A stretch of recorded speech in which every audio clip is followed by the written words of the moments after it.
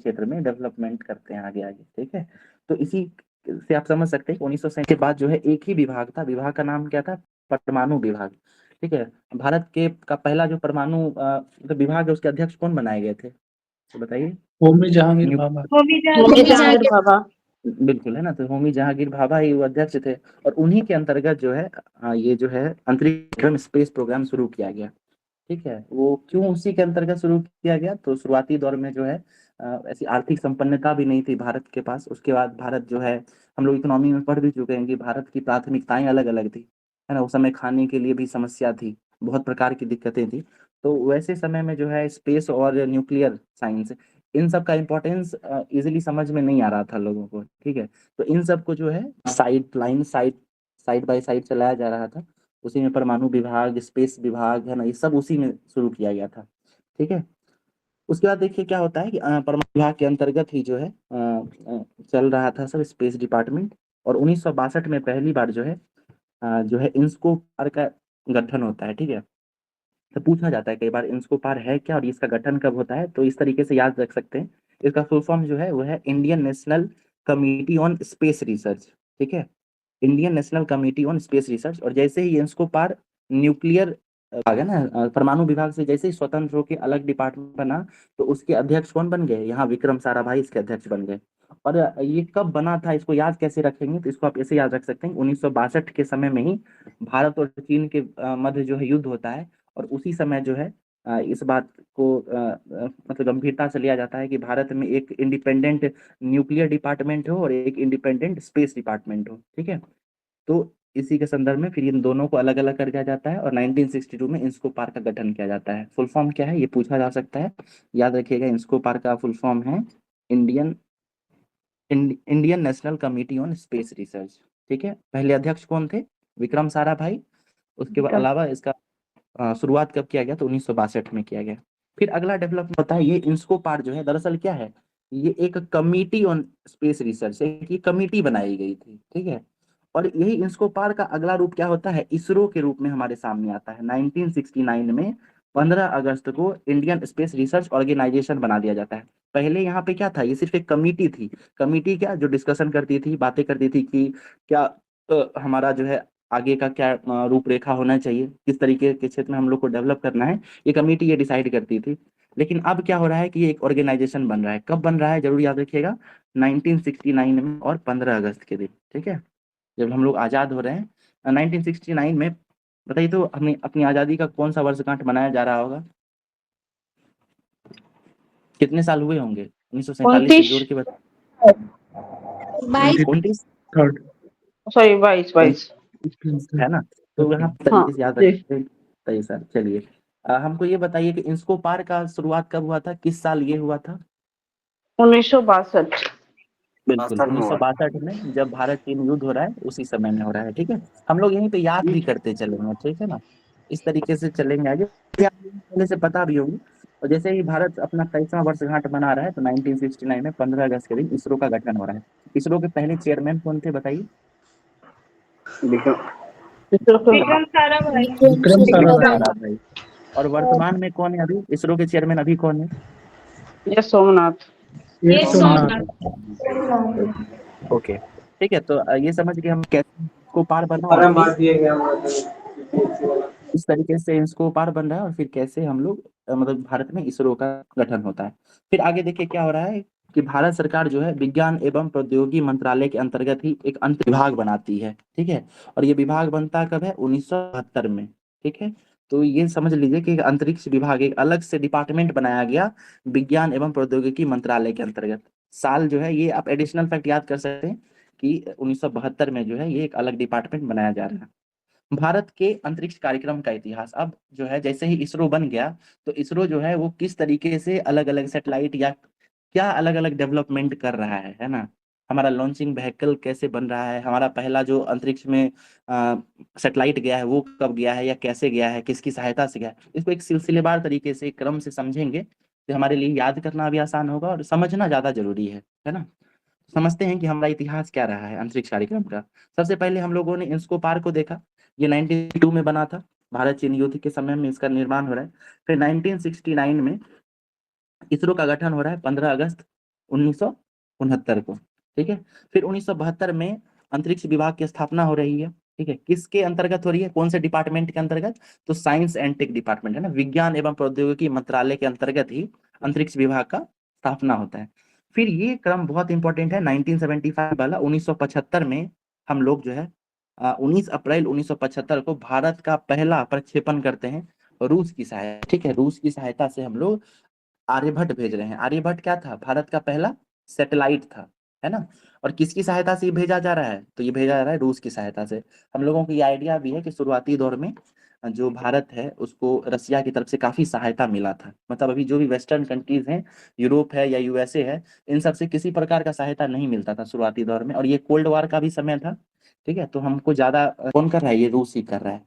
आपसे ये भी पूछा जाएगा कि आर्यभट्ट किस देश की सहायता से भेजा गया था, याद रखिएगा कब भेजा गया है, ये भी याद रखिएगा 1975 में भेजा गया। जिस साल इमरजेंसी लगा था उसी साल जो है रूस की सहायता से हमारा आर्यभट्ट भेजा जा रहा है।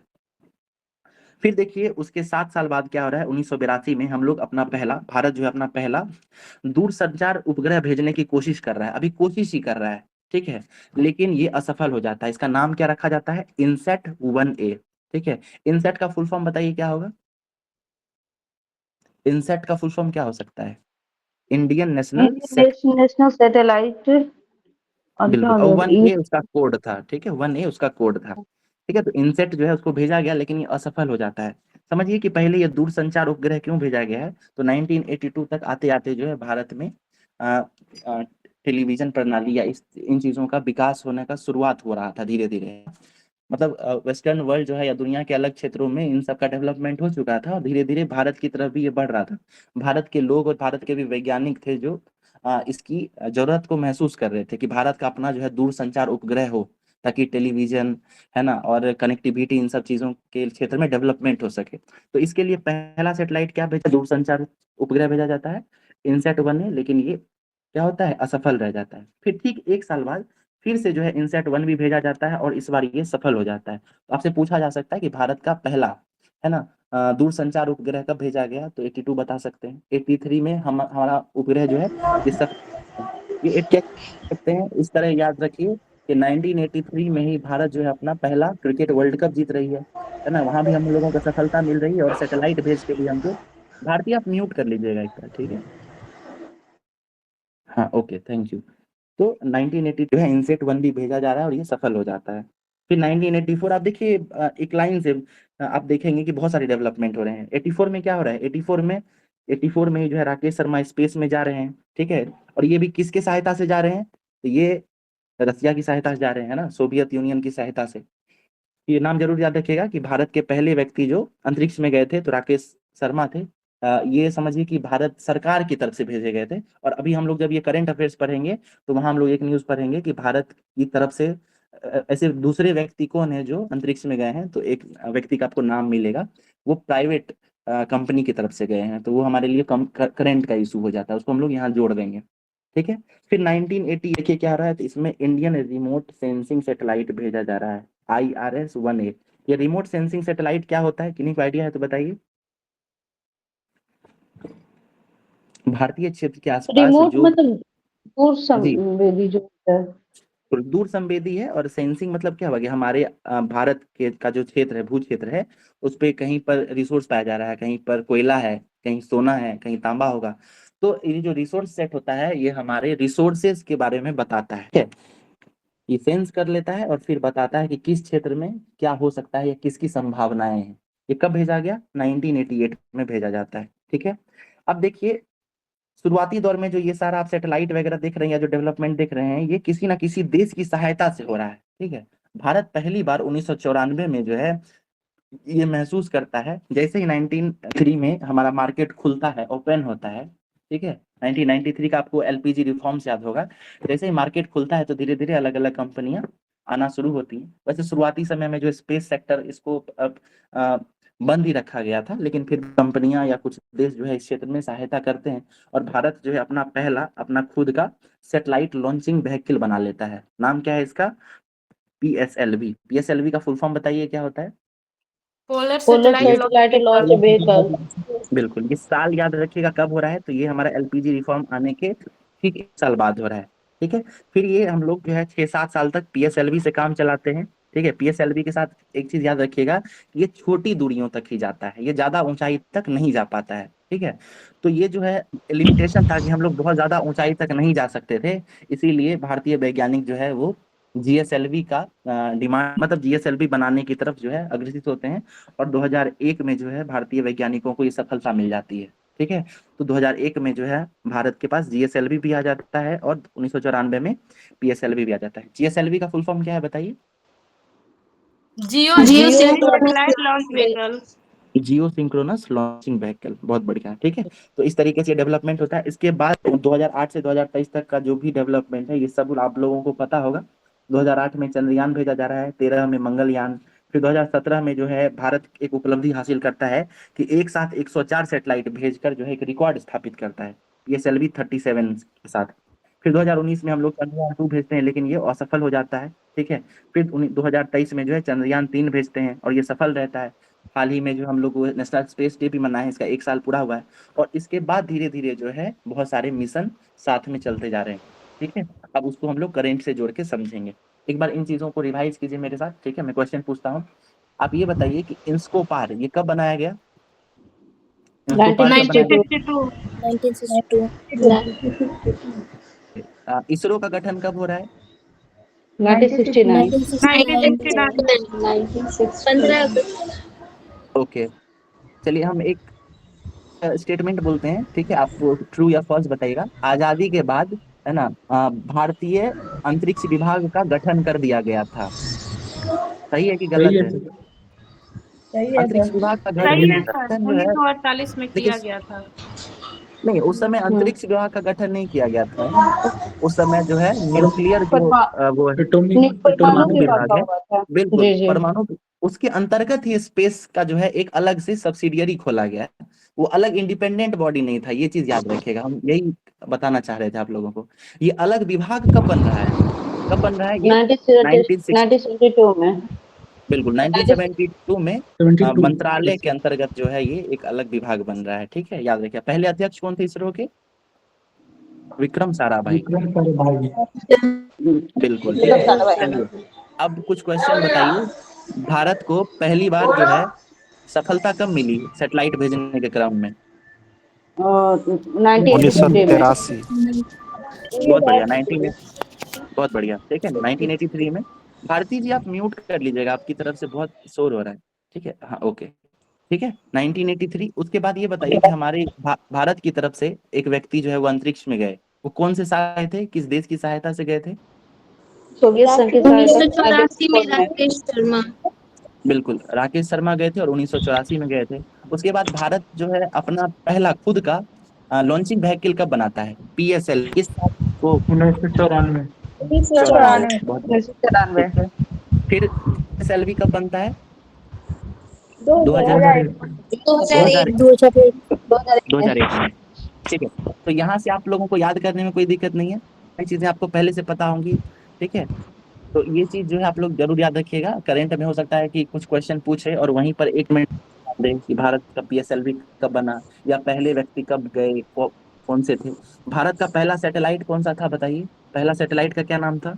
आर्यभट्ट सर। आर्यभट्ट, बहुत बढ़िया। ठीक है, यहाँ तक जो है चीजें क्लियर हो गई हैं। ठीक है, अब हम लोग आगे देखते हैं, ये क्या है ये समझिए। दूसरा व्यक्ति जो गोपी थोटागट वही ना बिल्कुल है। जी, गोपी थुट्टाकुरा, ये अभी नए व्यक्ति, वर्तमान का, ये करंट अफेयर्स है। वो एक ब्लू ओरिजिन कंपनी है, उसकी सहयोग से अंतरिक्ष में गए। हम लोग उसकी बात करेंगे अभी। ठीक है, आएगा अभी थोड़ी देर में। ठीक है, क्रमवार चलेंगे ना तो वो दिमाग में एक अलग, कहते हैं ना कि सिलसिलेवार तरीके से जब जाता है ना वो, तो बहुत दिन तक वो आप याद रखेंगे। अभी यहीं पे हम मिक्स कर देते तो एक वो रूपरेखा नहीं बनेगा। अभी जो है ना इसको सीरियली लेते चलते हैं, फिर इसमें एडिशनल फैक्ट हम लोग ऐड कर देंगे। ठीक है, चलिए आगे देखिए। अब इसरो जो बन गया है, तो धीरे धीरे क्या हो रहा है कि भारत में आप गौर करेंगे कि अंतरिक्ष के क्षेत्र में बहुत सारा काम होता है। ठीक है, एक तरफ क्या हो रहा है तो रिसोर्स सैटेलाइट चल रहा है। ठीक है, जो रिसोर्सेज के बारे में बता रहा है। कुछ ऐसा सैटेलाइट है जो मौसम के क्षेत्र के बारे में बता रहा है। कुछ ऐसा सैटेलाइट है जो हम लोगों को शिक्षा के क्षेत्र में हेल्प कर रहा है। ठीक है, कुछ ऐसा है जो हम लोगों को टेलीविजन जो है ना, टीवी देख रहे हैं उसमें मदद कर रहा है ना। कुछ मेडिकल के क्षेत्र में मदद कर रहा है। मतलब धीरे धीरे ये बहुत सारा, इतना सारा हो गया कि इसलिए अकेले इसको संभालने में उसको मुश्किल होने लगी। तो इसरो क्या करेगा, अपने काम को धीरे धीरे बांटेगा, ठीक है, बॉडी बनाएगा, लेकिन हेड कौन रहेगा इसका, इसरो ही रहेगा, ठीक है। इसके अंतर्गत ही कुछ कुछ बॉडीज आएंगे, जैसे क्या, तो सैटेलाइट बनाने का काम किसी और को दे देगा, है ना, लॉन्चिंग व्हीकल बनाने का काम किसी और को देगा, प्राइवेट कंपनीज से बात करने का काम किसी और को दे देगा। इस तरीके से इसरो जो है अपना भार धीरे धीरे हल्का कर रहा है, ठीक है। अब ये समझते हैं कि कैसे कैसे ये बंटवारा हो रहा है, ये कैसे कैसे डिस्ट्रीब्यूट हो रही है चीजें। पहले ये समझिए ये कब बन रहा है, 1969 को, और इसका हेडक्वार्टर कहाँ है, इसका हेडक्वार्टर बेंगलुरु में है, ये आप लोगों को पहले से आइडिया होगा। अब ये देखिए ISAC आईसैक, ये क्या है, ये है इसरो स्पेस एप्लीकेशन सेंटर। यहाँ होता क्या है एप्लीकेशन सेंटर में, तो यहाँ पे उपग्रह निर्माण करने वाली संस्था, ये इसरो की उपग्रह निर्माण करने वाली संस्था है। शुरुआती समय में जो भी जो उपग्रह बनते थे या वर्तमान में भी जो बनते हैं, वो आईसैक के द्वारा बनाया जाता है, इसरो स्पेस एप्लीकेशन सेंटर के द्वारा। इसका हेडक्वार्टर भी कहाँ है, इसका हेडक्वार्टर भी बेंगलुरु में। फिर SAC सैक, ठीक है, ये देखिए ये अहमदाबाद में है, इसको स्पेस एप्लीकेशन सेंटर कहते हैं, ठीक है, और ये भी उपग्रह निर्माण करता है, ठीक है। तो ये भी जो है एक एंटिटी है, इसरो के अंतर्गत ही काम करती है, और ये अहमदाबाद में है, ये याद रखिएगा। उसके बाद देखिए VSSC, ये क्या है, तो Vikram Sarabhai space centre. Vikram Sarabhai space centre कहाँ पे है बताइए। तमिलनाडु में सर। नहीं, ये त्रिवेंद्रम में है, ठीक है, केरल के पास, बिल्कुल त्रिवेंद्रम जी, पेटा। है ना। और ये है क्या, तो यहाँ पे ये प्रक्षेपण यान बनाया जाता है, यानी यहाँ पे रॉकेट्स बनते हैं, ठीक है। आपसे पूछ सकता है कि सैटेलाइट कहाँ बनता है, तो वो बनेगा बेंगलुरु में, कहाँ पे, इसरो स्पेस एप्लीकेशन सेंटर पे। रॉकेट कहाँ बनेगा, तो रॉकेट कहाँ बनेगा, ये विक्रम साराभाई स्पेस सेंटर में बन रहा है, कहाँ पे, केरल में, ठीक है। उसके अलावा देखिए आप श्रीहरिकोटा, ये क्या है, तो अब भाई रॉकेट बना दिया और सैटेलाइट भी बना दिया है, तो उसको भेजेगा भी ना, तो भेजेगा कहाँ से, वो भेजता है SDSHSC से। ये SDSHSC है क्या, तो SD से क्या होता है, तो इसका नाम है वह सतीश धवन, ठीक है। SF से क्या हो गया, space, sorry, Satish Dhawan Sriharikota space centre, ठीक है, ये समझिए, SD से सतीश धवन, SS से श्रीहरिकोटा, और SC से स्पेस सेंटर। तो याद रखिएगा सतीश धवन श्रीहरिकोटा स्पेस सेंटर, ठीक है, ये फुल फॉर्म है इसका। और ये है कहाँ पे, तो आंध्र प्रदेश के श्रीहरिकोटा में। यहाँ से क्या होता है, प्रक्षेपण किया जाता है, भेजा जाता है, ठीक है। आप एक चीज यहीं पे हम आपको एडिशनल बता देते हैं कि आप गौर करेंगे, दुनिया के जितने भी प्रक्षेपण केंद्र हैं जहाँ से सैटेलाइट्स को भेजा जाता है, वो हमेशा हर हर कॉन्टिनेंट के ईस्टर्न कोस्ट पे रहता है। हमेशा कहाँ रहेगा, ये हमेशा ईस्टर्न कोस्ट पे रहेगा। उसके अलावा आप गौर कीजिए, ये हमारा साउथ अफ्रीका है, सॉरी साउथ अमेरिका है। साउथ अमेरिका में यहाँ पे गुयाना एक कंट्री है, पढ़े होंगे आप लोग गुयाना, फ्रेंच गुयाना वगैरह के बारे में। वहां पर भी एक जी। है ना, वहां पे भी जो है एक प्रक्षेपण केंद्र है, रॉकेट वहां से लॉन्च किया जाता है। इसके अलावा अमेरिका का भी है, अमेरिका का बताइए कहाँ पे है, सुनते रहते हैं हम फ्लोरिडा। लोग, जी फ्लोरिडा में। अब हाँ, फ्लोरिडा सब कहाँ पे है, फ्लोरिडा। ठीक है जी। तो ये सब आप चेक करेंगे तो मेजरली सब जो है आपको यहीं पे मिलता है, ईस्टर्न कोस्ट।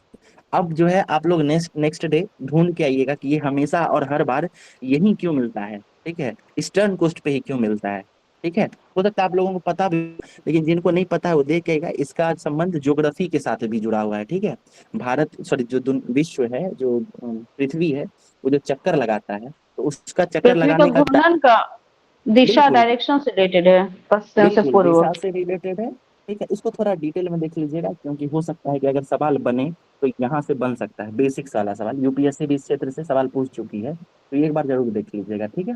चलिए अब हम लोग देखते हैं आगे MCF क्या है, तो मास्टर कंट्रोल फैसिलिटी है। अब समझिए कि जब सैटेलाइट बना दिया, रॉकेट बना दिया, और रॉकेट को भेज भी दिया, तो अब उसको जो है मास्टर यानी उसको नियंत्रित भी तो करेगा। और नियंत्रित कहाँ से करता है, तो ये भोपाल से करता है, महाराष्ट्र में, सॉरी MP में है भोपाल, और इसके अलावा एक हासन एक जगह है कर्नाटक। इन दो जगहों से उपग्रहों पर नियंत्रण किया जाता है और उसके आंकड़ों को देखा जाता है, ठीक है। MCF क्या है, तो मास्टर कंट्रोल फैसिलिटी है। चलिए आगे देखते हैं। NRSC क्या है, ये national remote sensing space centre है।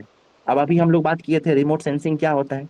अब जब रिमोट सेंसिंग करेगा तो उसका डाटा का संग्रह तो करेगा, है कि नहीं, तो उसके लिए कहाँ बनाया गया, उसके लिए हैदराबाद पे एक केंद्र बनाया गया।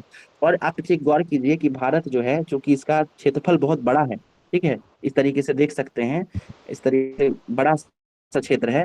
तो अब जो सैटेलाइट होता है वो रिसोर्स के बारे में अगर बताता है, तो कुछ यहाँ पे रिसोर्स पाया जाएगा, कुछ नॉर्थ ईस्ट में, कुछ इधर कुछ इधर। तो इन सब का डाटा जो है एक जगह केंद्रित करना काफी मुश्किल हो जाता है। ठीक है, इसके लिए क्या किया कि भारत ने 4 अलग अलग जगहों पर तो पहले क्या किया बनाया है। ठीक है, सेंट्रली मेजरली 4 जगह पे, फिर बीच में एक बनाया और एक नॉर्थ ईस्ट के लिए बनाया, यानी कुल मिलाकर कितने हो गए, 6 सेंटर्स हैं। ठीक है, जो रिमोट सेंसिंग का डाटा का संग्रह करता है। कहाँ कहाँ है, 6 जगह, ये समझ लीजिए। पहले तो नॉर्थ ईस्ट साउथ वेस्ट 4 जगह ये हो गया, 5वां सेंटर में हो गया, और छठा कहाँ है, नॉर्थ ईस्ट में है। अब देख लेते हैं कहाँ कहाँ है। नॉर्थ में कहाँ पे है, तो ये देहरादून में है।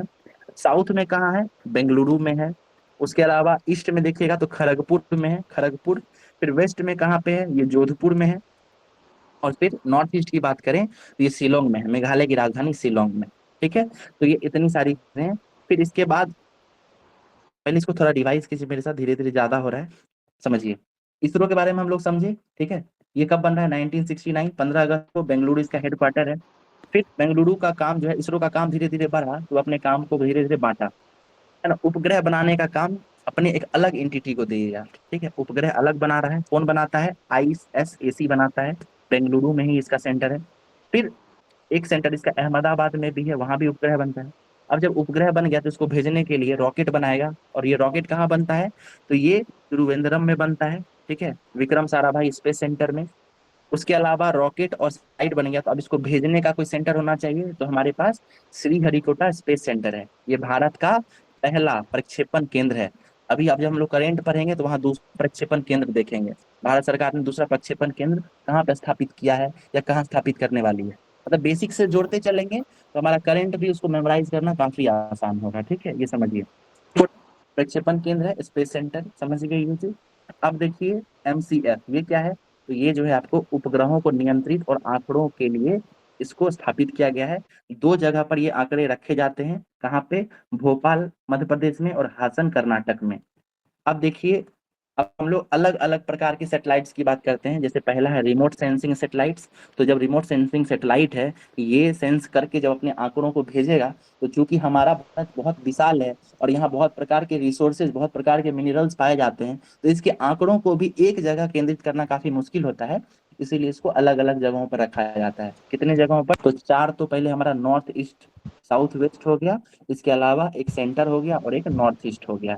ठीक है, ये भी हम लोग समझ चुके हैं। अब आगे चलिए, अब है IMD।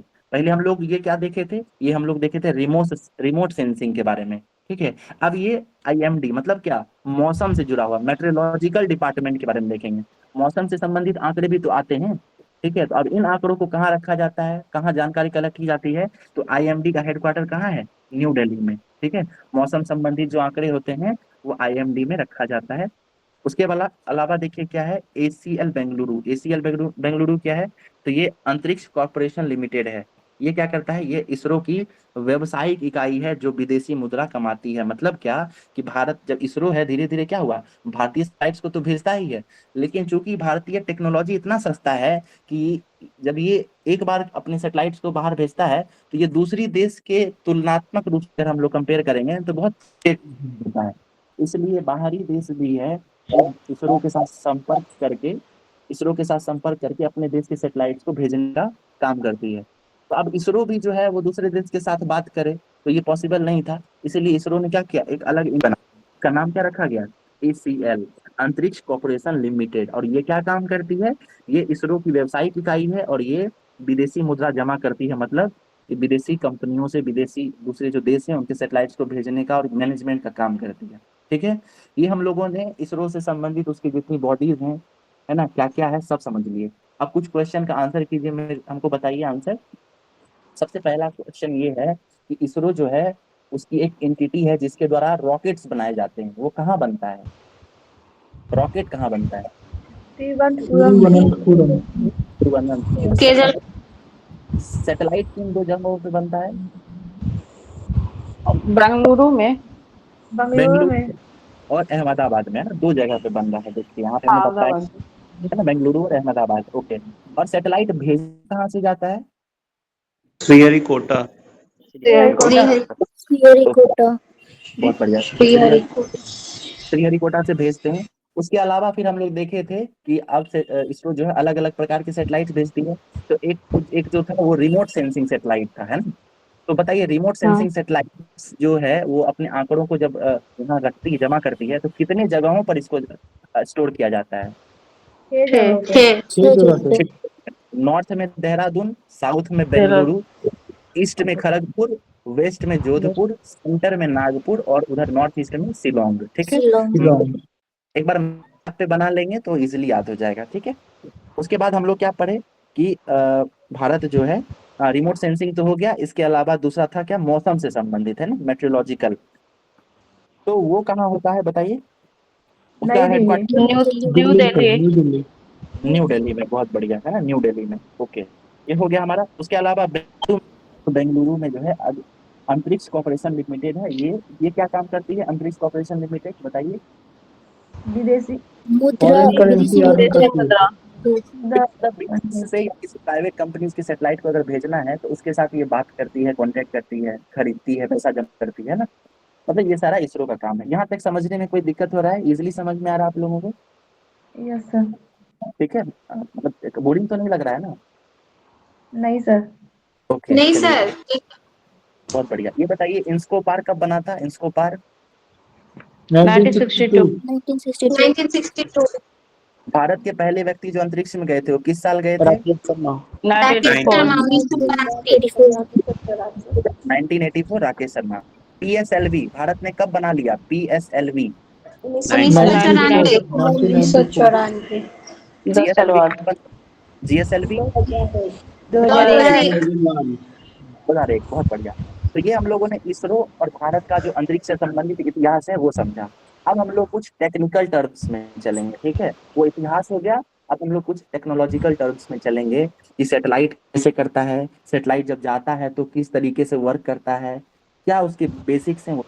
ठीक है, उसके लिए सबसे पहले ये समझिए कि सैटेलाइट जो है जब अंतरिक्ष में जाता है तो वो घूमता है, पृथ्वी का चक्कर लगाता है। और चक्कर जब लगाएगा तो फिक्स्ड किसी रास्ते पे चक्कर लगाएगा। उस रास्ते को क्या कहते हैं? उस पाथ को ऑर्बिट कहते हैं। ऑर्बिट जैसे सूर्य की तरफ पृथ्वी जब चक्कर लगाता है तो हम लोग कहते हैं कि सन के ऑर्बिट पे पृथ्वी चक्कर लगाता है। उसी तरीके से पृथ्वी का चक्कर जब सैटेलाइट लगाता है और उसका एक फिक्स्ड रास्ता होता है, उसको सैटेलाइट सॉरी उसको ऑर्बिट कहते हैं। ऑर्बिट क्या है? ऑर्बिट एक ऐसा पथ है जो उपग्रहों द्वारा पृथ्वी के चारों ओर चक्कर लगाने के लिए उपयोग किया जाता है। ये बहुत सिंपल था, आप लोगों को आइडिया होगा। अब ये ऑर्बिट्स कितने टाइप के होते हैं? ठीक है, ये ऑर्बिट्स कितने टाइप के होते हैं ये समझना है। यहाँ सिंपली ये समझिए कि ऑर्बिट जो होता है ना वो 3 टाइप के होता है। और ये 3 टाइप जो होता है इसको निर्धारित कैसे किया गया है? तो पृथ्वी के कितने डिस्टेंस पे ये सैटेलाइट वर्क करता है ना, इसी आधार पे इसका नामकरण किया गया है। मतलब पृथ्वी के जो नजदीक में सैटेलाइट होगा उसको कहेंगे लोअर अर्थ ऑर्बिट, है ना, लो, कम है, कम जगह पे। फिर दूसरा क्या होता है? Middle earth orbit. और तीसरा होता है, कौन सा होता है बताइए तीसरा नाम? हाई। जीईओ। नहीं, हाई नहीं, उसको जीईओ कहते हैं, जियो सिंक्रोनस अर्थ ऑर्बिट, है ना, अर्थ जीईओ। ऑर्बिट। यानी एलईओ, फिर एमईओ और जीईओ। ठीक है, तो लोअर और मिडिल तो याद करना बहुत आसान है। यहाँ पे असल में जी की जगह एच होना चाहिए था, एचईओ होना चाहिए था, लेकिन यहाँ एचईओ नहीं डाल के यहाँ क्या नाम दिया गया? जीईओ, जियो सिंक्रोनस। अब ये जियो सिंक्रोनस क्या है उसको हम लोग ईओ के टाइम में समझ लेंगे, तो आपको समझ में आ जाएगा वहां पे एचईओ नाम क्यों नहीं रखा गया, वहां पे जीईओ नाम क्यों रखा गया है। ठीक है, तो समझते चलेंगे, ये क्लियर हो जाएगा। ऑर्बिट आप समझ चुके हैं। पहला क्या है? एलईओ, उसको फुल फॉर्म क्या होता है? Lower earth orbit. ठीक है, लोअर अर्थ ऑर्बिट का मतलब यही है, पृथ्वी जो है, पृथ्वी हमारा, उससे मात्र 300 से लेकर 200 किलोमीटर की ऊंचाई तक ही कोई सैटेलाइट जाएगा। कितनी ऊंचाई? 200 से, सॉरी 300 से 2000। 2000। 2000 बिल्कुल। और यहाँ पे एक चीज समझ लीजिए कि ये जो हम लिखे हैं 300 से 2000, ये कोई फिक्स्ड आंकड़ा नहीं है। हो सकता है ये 200 से 2500 भी कहीं आपको मिल सकता है। ठीक है, कहीं पे आपको ये 400 से 3000 भी मिल सकता है। ठीक है, तो इसका एग्जैक्ट डाटा नहीं मिला हमको कहीं पे भी, बट ये कुल मिलाकर मैक्सिमम जगह यही आंकड़ा दिया गया है। सिंपली ये समझिए कि एलईओ जो है ये लोअर अर्थ ऑर्बिट यानी सबसे निचले क्रम में रहता है, बहुत नजदीक रहता है। अब जब ये नजदीक रहता है तो ये काम कैसे करता है? ये लोअर अर्थ ऑर्बिट जो है इसको एक और नाम से जानते हैं। ठीक है, इसको कहते हैं आप लोगों ने ये पढ़ा होगा, मतलब आप सिंपली समझिए, हम एकदम कॉमन लैंग्वेज में आते हैं। हमारा जो अर्थ है ना, अर्थ वो कुछ इसी शेप का है। हमारा अर्थ तो बिल्कुल ऐसा गोल तो है नहीं। ठीक है, ये बीच से चपटा है और ये हमारा ऊपर में क्या है, नॉर्थ पोल और नीचे साउथ पोल। तो हमारा जो लोअर अर्थ ऑर्बिट में जो भी सैटेलाइट्स होते हैं ना, ये कैसे घूमते हैं, तो ये लोअर अर्थ ऑर्बिट वाले सैटेलाइट्स जो है ये नॉर्थ टू साउथ घूमते हैं। कैसे घूमते हैं, नॉर्थ टू साउथ, यानी क्या, यहाँ से अगर मान के चलिए शुरू हो रहा है तो इस तरीके से ऐसे जाएगा, फिर यहाँ से अंदर जाएगा, फिर ऐसे निकलेगा, फिर ऐसे जाएगा। समझ रहे हैं ये क्या घूम रहा है, नॉर्थ पोल से साउथ पोल की तरफ जा रहा है, ठीक है।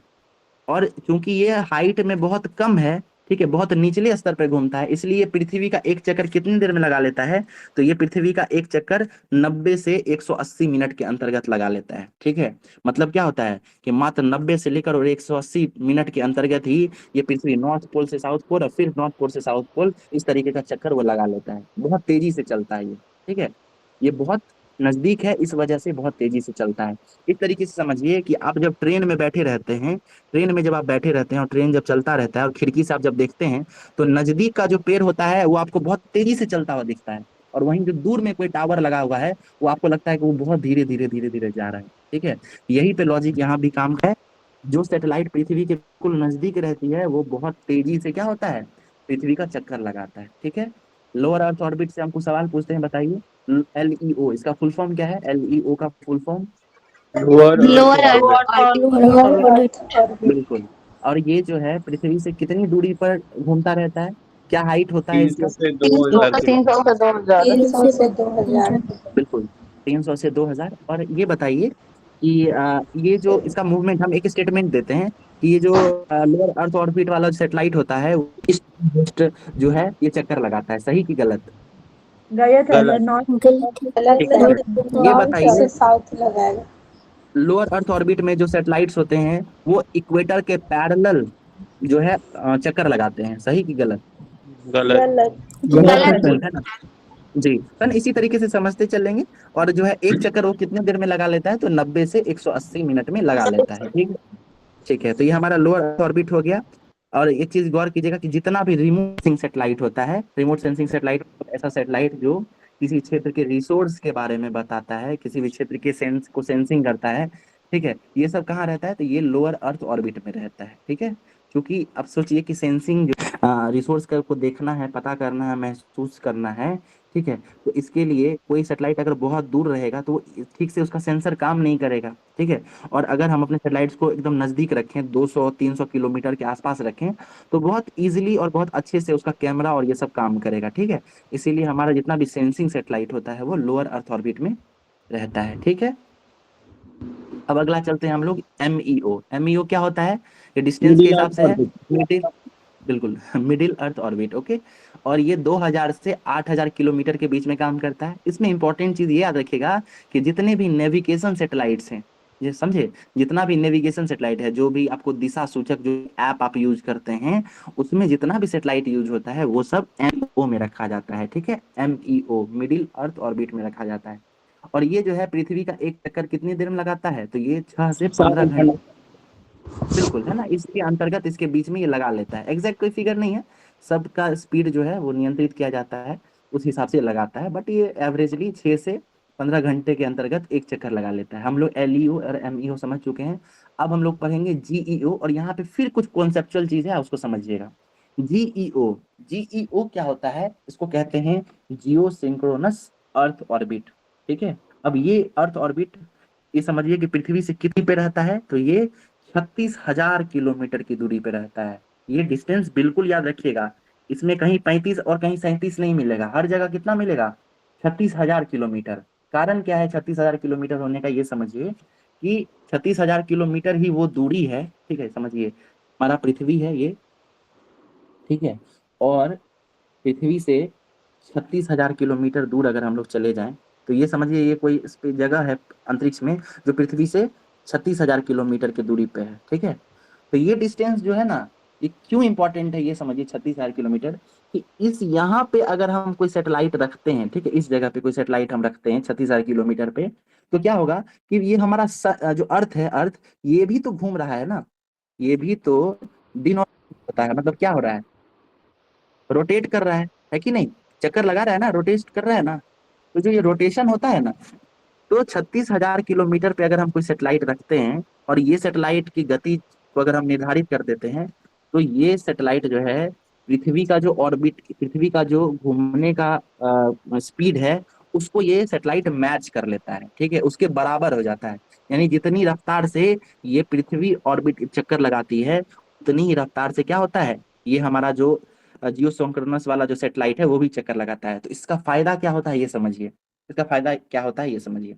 ये हमारा पहले समझिए, ये लोअर अर्थ ऑर्बिट वाला पृथ्वी है, और इसका सैटेलाइट जो है चक्कर लगा रहा है। कितने देर में एक चक्कर लगा दे रहा था ये, एक चक्कर कितने देर में लगा रहा था, 90 से 180।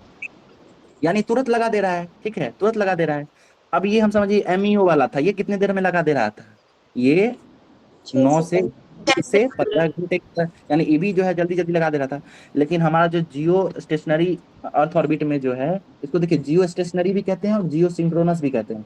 जियो स्टेशनरी वाला जो सैटेलाइट है उसके साथ दिक्कत क्या है, या उसके साथ इंटरेस्टिंग क्या है, कि ये सैटेलाइट है यहाँ वाला, ये पृथ्वी के रोटेशन का जो स्पीड है उसको मैच कर जाता है, और इस वजह से ये अपना एक चक्कर कितने देर में लगाता है, 24 आवर्स में, 24 घंटे में लगाता है। और 24 घंटे में चक्कर लगाने का मतलब क्या है, कि अभी जिस जगह पे है ये, 24 घंटे के बाद भी वो कहाँ रहेगा, इसी जगह पे रहेगा, ठीक है। अब इसका फायदा क्या है ये हम समझाते हैं आपको, समझने में कोई दिक्कत नहीं हो रहा है आप लोगों को? No sir. ओके, कहीं कंफ्यूजन होगा आप वहीं पूछिएगा, ठीक है, कोई इशू नहीं है, बताएंगे आपको। समझिए ये जियो सिंक्रोनस अर्थ ऑर्बिट के साथ अच्छाई क्या है ये समझिए, और किस तरीके से हेल्प करता है पृथ्वी को। ये हमने अभी बताया आपको कि ये पृथ्वी जो है ये रोटेट कर रहा है, चक्कर लगा रहा है, ठीक है। चलिए तो हम इसको चक्कर लगाने के लिए छोड़ दे रहे हैं। अब हम 36,000 किलोमीटर पर जो है एक सेटेलाइट रख दिए, ठीक है, ये सेटेलाइट है। और ये सेटेलाइट क्या कर रहा है कि ये अपना सिग्नल जो है ना वो भेज रहा है, सिग्नल जा रहा है, और सिग्नल अभी कहाँ पहुंच गया है, पृथ्वी पर आ गया है, ठीक।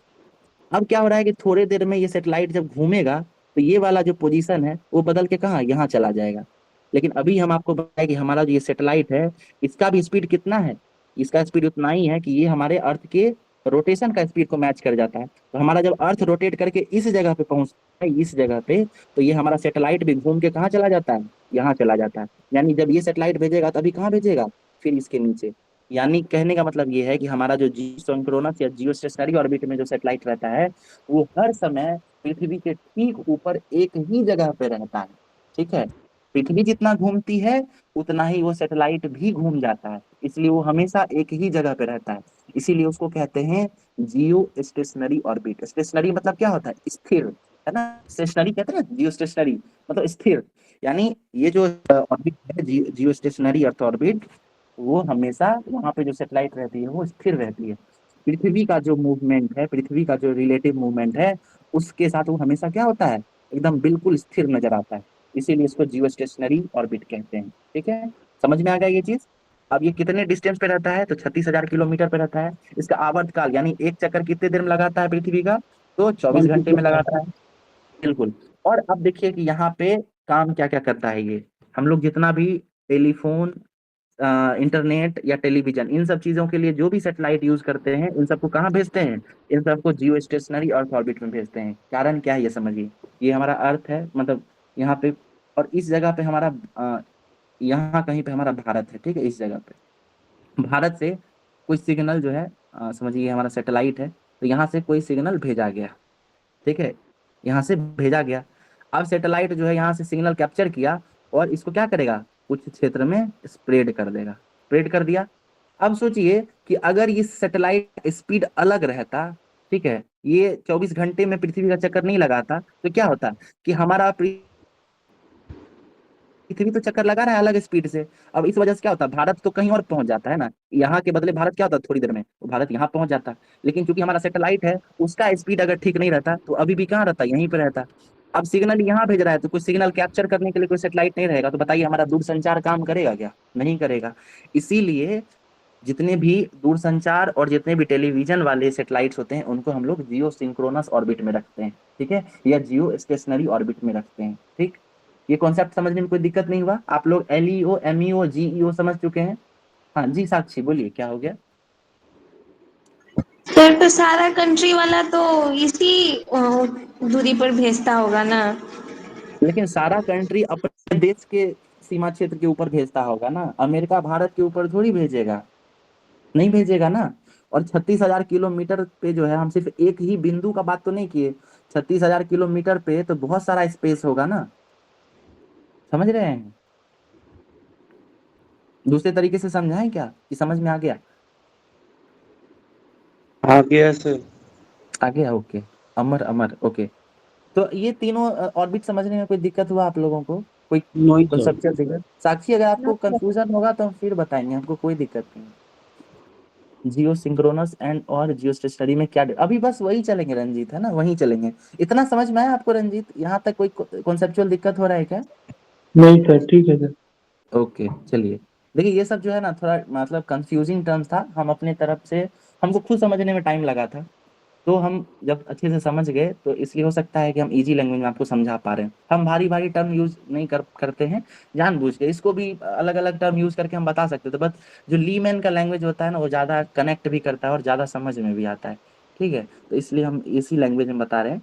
अब ये देखिए, हम लोग समझेंगे कि स्टेशनरी ऑर्बिट में जो है ना, ये दो प्रकार का ऑर्बिट होता है। ठीक है, जीईओ, इसका दो अलग अलग नाम है। क्या है? एक को कहते हैं जियो स्टेशनरी और एक को कहते हैं जियो सिंक्रोनस। अब ये समझिए है क्या जियो स्टेशनरी और जियो सिंक्रोनस, इसमें थोड़ा ज्योग्राफी यूज होगा। ठीक है, आप लोग ज्योग्राफी पे आ जाइए, समझिए क्या है। ये हमारा पृथ्वी है, गोल सा हमारा पृथ्वी। ठीक है, और पृथ्वी का इक्वेटर बताइए, क्या ये इक्वेटर जो है ये इस तरीके से सीधा है क्या? पृथ्वी का इक्वेटर सीधा है, हाँ कि नहीं? यस नहीं सर। नहीं सीधा नहीं ही है है। नहीं। नहीं सर, ये अब झुका सब हुआ है। ये क्या है समझिए, पृथ्वी तो हमेशा क्या है, 23.5 झुका हुआ है। ठीक है, तो हमारा इक्वेटर भी क्या होगा, ये थोड़ा झुका हुआ होगा ना, होगा कि नहीं झुका हुआ? जी सर। जी। बिल्कुल, एग्जैक्टली exactly। अब कहने का मतलब क्या है कि वैसा सेटेलाइट, ठीक है, वैसा सेटेलाइट जो इस झुका हुआ ना 23.5 डिग्री, इस झुकावट के साथ, ठीक है, इस झुकावट के साथ, झुकने के साथ साथ जो इक्वेटर के पैरेलल चक्कर लगाता है, उसको हम लोग कहते हैं जियो सिंक्रोनस ऑर्बिट, है ना। ये देखिए, ये इक्वेटर है और इक्वेटर के साथ साथ चक्कर लगा रहा है, यह झुका होगा हमेशा। ठीक है, इसी को कहते हैं जियो सिंक्रोनस ऑर्बिट, भूतुल्यकारी कक्षा। अब जियो स्टेशनरी ऑर्बिट क्या है, तो समझिए कि हमारा फिर से पृथ्वी हो गया।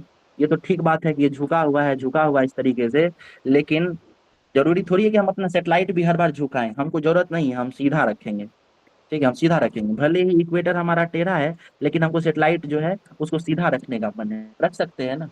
तो 36,000 किलोमीटर पे वैसा सेटेलाइट जो सीधा सीधा चलता हो, पृथ्वी का झुका ना रहे, उसको क्या कहेंगे? उसको कहेंगे जियो स्टेशनरी। और जो थोड़ा झुका हुआ होगा उसको कहेंगे जियो सिंक्रोनस। समझ में आया आप लोगों को ये क्या है? ठीक यस है, सर। Yes sir. ठीक है। अब इसका क्या यूजेज है, कैसे काम होता है, इसको हम लोग कभी बाद में देखेंगे, वो हम लोगों के लिए बहुत ज्यादा जरूरी नहीं है। हम लोगों को बस इतना समझ में आ गया कि जीईओ, जियो सिंक्रोनस, या उस ऑर्बिट पे जो भी सैटेलाइट्स रहती है, वो किस किस क्षेत्र में काम आती है, तो वो हमको टेलीविजन और मोबाइल टेक्नोलॉजीज, इंटरनेट फैसिलिटी, इन सब में काम आती है। ठीक, चलिए बताइए, तो लोअर ऑर्बिट में जो सैटेलाइट्स रहती थी वो किस काम आती थी? रिमोट सेंसिंग के लिए। रिमोट बिल्कुल, सेंसिंग। बहुत बढ़िया। और एमईओ में जो सैटेलाइट्स रहती है वो किस काम आती है, एमईओ वाली? नेविगेशन में। जीपीएस के लिए। GPS. जी, वो नेविगेशन के लिए काम आती है। ठीक है, नेविगेशन। हर नेविगेशन के लिए। दिक्कत के लिए आती है सर। बिल्कुल, अब नेविगेशन वगैरह हम समझा चुके हैं आपको। अब यहीं पे हम आपको एक एडिशनल थोड़ा और फैक्ट डालना चाहते हैं, उसको समझिएगा। हमने अभी क्या बात किया, यहाँ से सवाल बनता है इसलिए हम बता रहे हैं। ठीक है, ये समझिए, यहाँ समझ गए, काम खत्म हो जाएगा। अभी हम लोग बात की एमईओ में जितना भी नौवहन सैटेलाइट रहता है ना, नेविगेशन वाला, इस सबको कहाँ रखा जाता है? इस सबको कहाँ रखा जाता है? सबको रखा जाता है एमईओ में। ठीक है, मिडिल अर्थ ऑर्बिट में। यानी आप लोग जीपीएस का नाम सुने हैं, जीपीएस, है ना, हम लोग मोबाइल में यूज करते हैं ना, गूगल अर्थ, जीपीएस, है कि नहीं? तो उसका सेटेलाइट कहाँ होगा, जीपीएस का सेटेलाइट? Middle earth orbit. बिल्कुल। अब देखिए, 6 अलग अलग देश का अपना सेटेलाइट वो है। ठीक है, अपना नेविगेशन प्रणाली है। कौन कौन सा है? तो यूएसए है, यूएसए का जीपीएस है। रूस का ग्लाइनोस है। यूरोप का गैलीलियो है। चीन का वाइडू है। ठीक है, जापान का क्वास है और भारत का नाविक है। ठीक है, ये 6 देश हैं जिनका अपना अपना सैटेलाइट और अपना नेविगेशन प्रणाली है। लेकिन ये ऊपर के जो 5 देश आपको दिख रहे हैं ना, भारत को छोड़ के, इनका जितना भी सैटेलाइट है वो किस ऑर्बिट में होगा? नेविगेशन वाला है तो किस ऑर्बिट में होगा बताइए? एमईओ में उसमें होगा, ठीक है। लेकिन हमारा जो भारत है ना, उसके साथ समझिए समझिए दिक्कत क्या है कि भारत जो है स्पेस के क्षेत्र में धीरे धीरे अभी डेवलप करना शुरू ही हुआ था, शुरू ही किया था, ठीक है। और हमारे पास जो है सैटेलाइट्स बहुत ज्यादा मात्रा में नहीं थी, ठीक है। तो हम लोग क्या किए, भारत वाले वैज्ञानिक क्या किए, अपने सैटेलाइट को, ठीक है, जो नेविगेशन वाली सैटेलाइट है उसको क्या किए हैं, उसको ना लोअर में रखे हैं ना मिडिल में रखे हैं। रखना तो मिडिल में चाहिए था, लेकिन वहां नहीं रख के कहाँ रख दिए, ये जेईओ जियो मेरा में रख दिए, सबसे ऊंचाई पे रख दिए। रखने का कारण क्या है, रखने का कारण यही है कि ये क्या कि यहाँ पे 7 सैटेलाइट लगा दिए, अलग अलग, 1 2 3 4 5 6 7, ठीक है। और 7 सैटेलाइट लगा, और इस क्षेत्र में समझिए भारत है, भारत के साथ साथ भारत के आसपास का 1500 किलोमीटर पे नजर जो है भारत रख सकता है अपने नेविगेशन प्रणाली के साथ, जिसको गगन कहते हैं ना, गगन। इसके साथ जो है ये नजर रखता है भारत के साथ साथ कितना किलोमीटर, 1500 किलोमीटर, ठीक है। और क्योंकि भारत के पास बहुत सारे सैटेलाइट्स नहीं थे, इसीलिए भारत अपने सैटेलाइट को एकदम दूर रखा। और दूर रख के क्या होगा, ये सारे सैटेलाइट जो है, जैसे जैसे भारत घूमेगा, चक्कर लगाएगा अपने पृथ्वी के साथ, अर्थ के साथ, वैसे वैसे ये हमारे सातों सैटेलाइट्स भी चक्कर लगाएंगे ना ये, क्योंकि ये सब कहाँ है, जियो सिंक्रोनस ऑर्बिट में है। तो ये सभी सैटेलाइट्स का चक्कर लगाएंगे, और चक्कर लगाते लगाते क्या होगा, हमें ये भारत के ऊपर वाले क्षेत्र पर नजर रखे रहेंगे, ठीक है। इसीलिए भारत, चूंकि हमारे पास रिसोर्स की कमी थी, सैटेलाइट्स की कमी थी, इसलिए हम लोग अपना सैटेलाइट सबको कहाँ रखे हैं, नेविगेशन सैटेलाइट को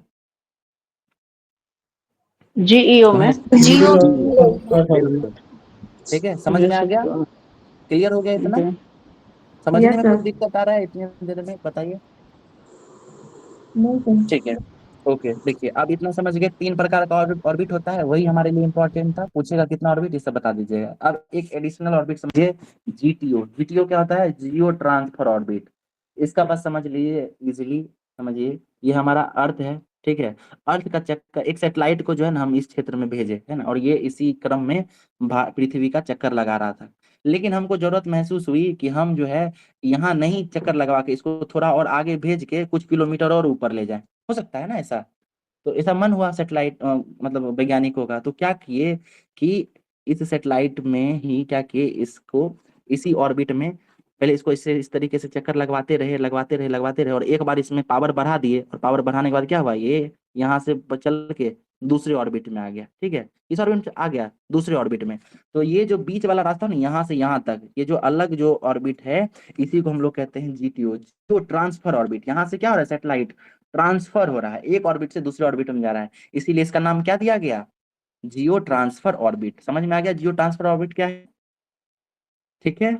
अब देखिए, भू स्थिर कक्षा यानी जीईओ, जीईओ में जो सैटेलाइट्स होते हैं उसका क्या प्रयोग होता है, कहाँ कहाँ यूज होता है, ये समझिए। तो भारत का जीओ के उपग्रह की श्रेणी जो है, इनसेट, इनसेट 1 1 2 3 ये सब होता है। फिर मौसम वाला जो सैटेलाइट होता है वो भी हम लोग वहीं रखते हैं। एडुकेशन के लिए जो सैटेलाइट है एडुसेट, उसको भी वहीं रखते हैं, ठीक है। फिर ट्रांसपोंडर छोड़ दीजिए, ये हमारे काम का नहीं है, ठीक है, ये थोड़ा बड़ा लेवल हो गया, ये बैंड वगैरह जरूरी नहीं है।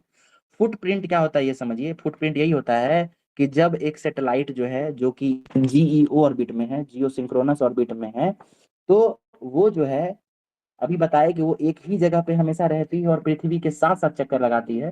तो वो एक बार में पृथ्वी के कितने क्षेत्र पर नजर रख सकती है, तो वो एक बार में पृथ्वी के 43% क्षेत्र पर नजर रख सकती है, ठीक है। और इसी को हम लोग कहते हैं फुटप्रिंट। मतलब समझिए, ये हमारा क्या हुआ, पृथ्वी है, पृथ्वी के पास हम लोग क्या किए, यहाँ पे एक सैटेलाइट रखे, तो ये सैटेलाइट जो कि 36,000 किलोमीटर पे है, तो ये पृथ्वी के कितने क्षेत्र पर नजर रख सकती है, तो वो यहाँ से लेकर और यहाँ तक नजर रख सकती है। क्या ये पिछले भाग पे नजर रख पाएगी, नहीं रख सकती है। तो हमेशा इतने दूर में नजर रखेगी, और ये भाग कितना होगा, 43% भाग होगा। इक्वेटर यहाँ से लेकर यहाँ तक रखती है तो कितना भाग होता है, 50%, लेकिन इतना दूर नहीं नजर रख पाती है, वो यहाँ से लेकर यहीं तक नजर रख पाती है, इसलिए 43% है, ठीक है। आपसे पूछ सकता है कि ये जो स्पेस टेक्नोलॉजी है उसमें फुटप्रिंट करके एक कॉन्सेप्ट होता है, वो क्या होता है। तो फुटप्रिंट का मतलब ही यही है कि जियो सिंक्रोनस ऑर्बिट में जो सैटेलाइट है वो पृथ्वी के कितने दूर, कितने क्षेत्र पर जो है अपना नजर रख सकती है, यही फुटप्रिंट कहलाता है। या कितने देर तक, कितने दूर तक, या कितने प्रतिशत क्षेत्र सिग्नल भेज सकती है, तो इसी को फुटप्रिंट कहते हैं। वो कितना है, वो 43% है। इसका उपयोग कहाँ कहाँ होता है, शिक्षा, स्वास्थ्य, मोबाइल, टीवी, नेविगेशन, मतलब भारत तो नेविगेशन में भी कर रहा है, मोशन के पूर्वानुमान में किया जाता है, खोज और बचाव कार्य में किया जाता है। ठीक है, अब समझिए ध्रुवीय कक्षा, यानी जो हम लोग वो पढ़े थे ना, लोअर अर्थ ऑर्बिट।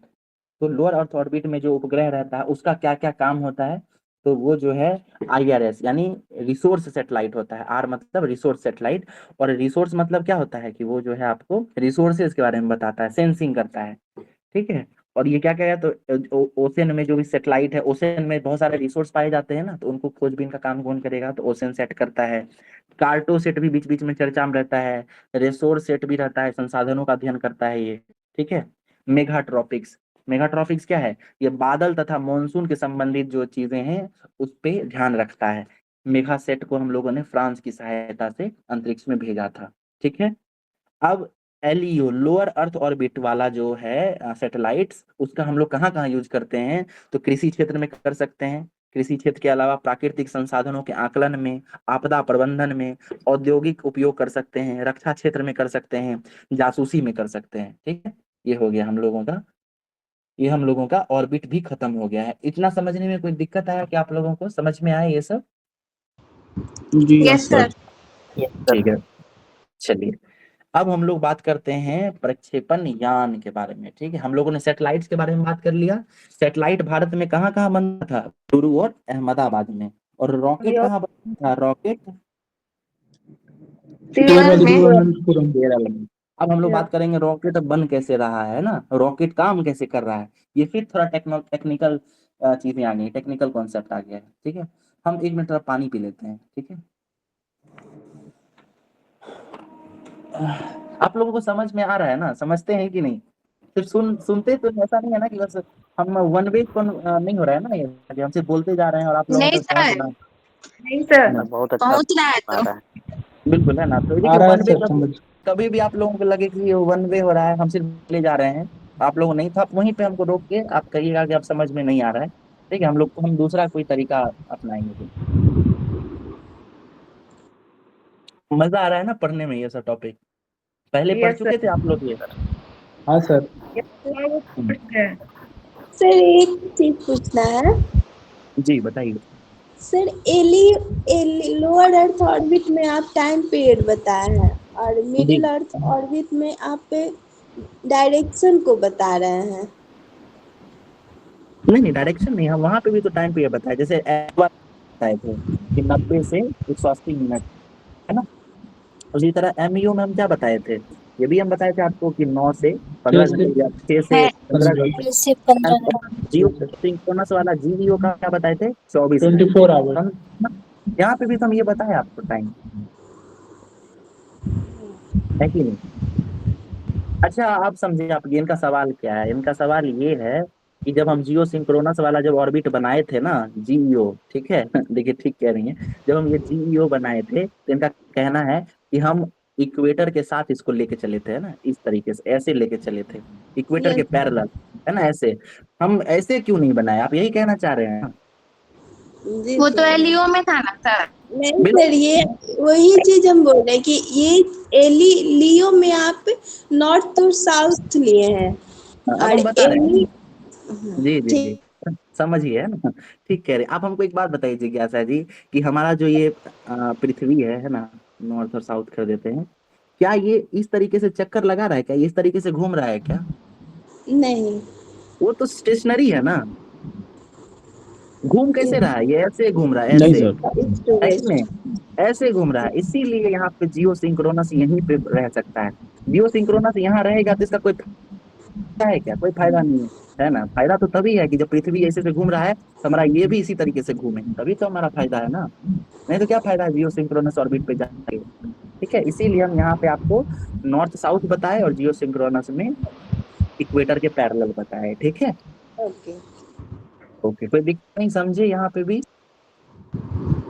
यस ठीक है, सर ओके। ओके। ग्रुप में आज कुछ 17 लोग हैं। अमर कुमार हैं इसमें, आज आप पहली बार दिख रहे हैं। नहीं सर, डेली रहते हैं। अरे, अलग नाम से रहते हैं क्या? नहीं, यही नाम रहता है सर अमर। क्योंकि सॉरी, नोटिस नहीं कर पाए। आशीष हैं इस ग्रुप में। Yes sir. ओके, समझ में आ रहा है ना आप लोगों का सही? जी सर। ओके, चलिए फिर हम लोग रिज्यूम करते हैं चीज़ों को, ठीक है।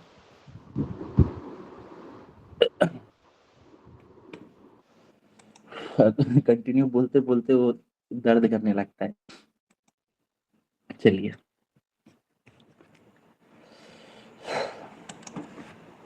अब हम लोग जो है रॉकेट के बारे में बात करेंगे। सैटेलाइट समझ में आ गया, ऑर्बिट समझ में आ गया, अब ये रॉकेट कैसे काम करता है समझिए। रॉकेट का इतिहास हम लोग बात कर चुके हैं। पीएसएल के बारे में बात किए थे, कब बना था 1994 में, और जीएसएलवी कब बना था 2001 में। लेकिन भारत डायरेक्ट पीएसएलवी और जीएसएलवी पे नहीं आया है। सबसे पहले कहाँ आया था? एसएलवी। एसएलवी मतलब क्या होता है? सैटेलाइट लॉन्च व्हीकल, है ना, बनाने का शुरुआत कर रहा है। और कहाँ भेज रहा है? एकदम लोअर अर्थ ऑर्बिट, नजदीक ही भेजने का कोशिश कर रहा है। अभी भारत के पास क्षमता ही नहीं है कि बहुत दूर भेज सके। लोअर ऑर्बिट में भेजेगा और एकदम हल्का हल्का सैटेलाइट भेजेगा, मात्र 40 किलो का। ठीक है, कोशिश किया, कुछ हद तक सफलता मिली, नहीं मिली। बाद में ASLV, ठीक है, ऑगमेंटेड सैटेलाइट लॉन्च व्हीकल, ये भी कहाँ भेज रहे हैं? लोअर अर्थ ऑर्बिट में। कितना किलो वजन ले जा रहा है? 150 किलो। फिर धीरे धीरे जैसे ही शक्ति बढ़ा, हम क्या भेजे? PSLV। कहाँ भेजने? ये भी लोअर अर्थ ऑर्बिट में, लेकिन इस बार वजन कितना जाएगा? 2000 किलोमीटर, 2000 kg तक सकते हैं। फिर धीरे धीरे भारत की और क्षमता बढ़ी। 2001 में GSLV भेजे, जाएगा कहाँ? बहुत दूर, जियो सिंक्रोनस ऑर्बिट में जाएगा, 36,000 किलोमीटर तक। लेके कितना जाएगा? 4000 किलो ले जाएगा। ठीक है, फिर आया कौन सा? RSLV। ठीक है, अब धीरे धीरे ये सब क्या है, तो ये रेडमी सेगमेंटेड लॉन्च व्हीकल है, ये सब हम लोग पढ़ेंगे। इसमें आप लोग सुनते होंगे SSLV आया है। SSLV का फुल फॉर्म क्या है बताइए? SSLV क्या होता है? Small satellite launch vehicle. Small बिल्कुल। Satellite launch vehicle. और आज जब हम लोग करंट अफेयर डिस्कस करेंगे तो उसमें NSLV मिलेगा, न्यू सैटेलाइट लॉन्च व्हीकल। ठीक है, तो इस तरीके से हम लोग जब बेसिक के साथ जोड़ के पढ़ रहे हैं तो आपको देखिएगा, आपको बहुत लंबे समय तक याद रहेगा, है ना। आप भूलेंगे नहीं, इतना दिन आपको याद रहेगा। ठीक है, तो ये हमारा जो है, ये तरीके से याद रखिएगा। SLV 1900 में आया, 40 किलोमीटर तक ही जा पाता था। ये सब इंपॉर्टेंट नहीं है ना फैक्ट। ये सब याद करने का फैक्ट इंपॉर्टेंट नहीं है यहाँ, बस आप ये याद रखिएगा 1994 और 2001। बाकी सब बस समझने के लिए रखा गया है। ठीक है, सिलसिलेवार और तरीके से नहीं लिखा। जी जी, कुछ बोल रहे हैं आप? MK1 MK2 है वो क्या है सर? सर तो वो सब जो है ना GSLV में आएगा, इसी का जो है अलग अलग।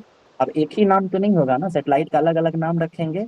उसी में MK1, MK2, MK3 ये सब रखा जाता है। MK3 जो है वो Mark 3, वो अभी भारत का सबसे नवीनतम और सबसे ताकतवर, सबसे पावरफुल सेटेलाइट है।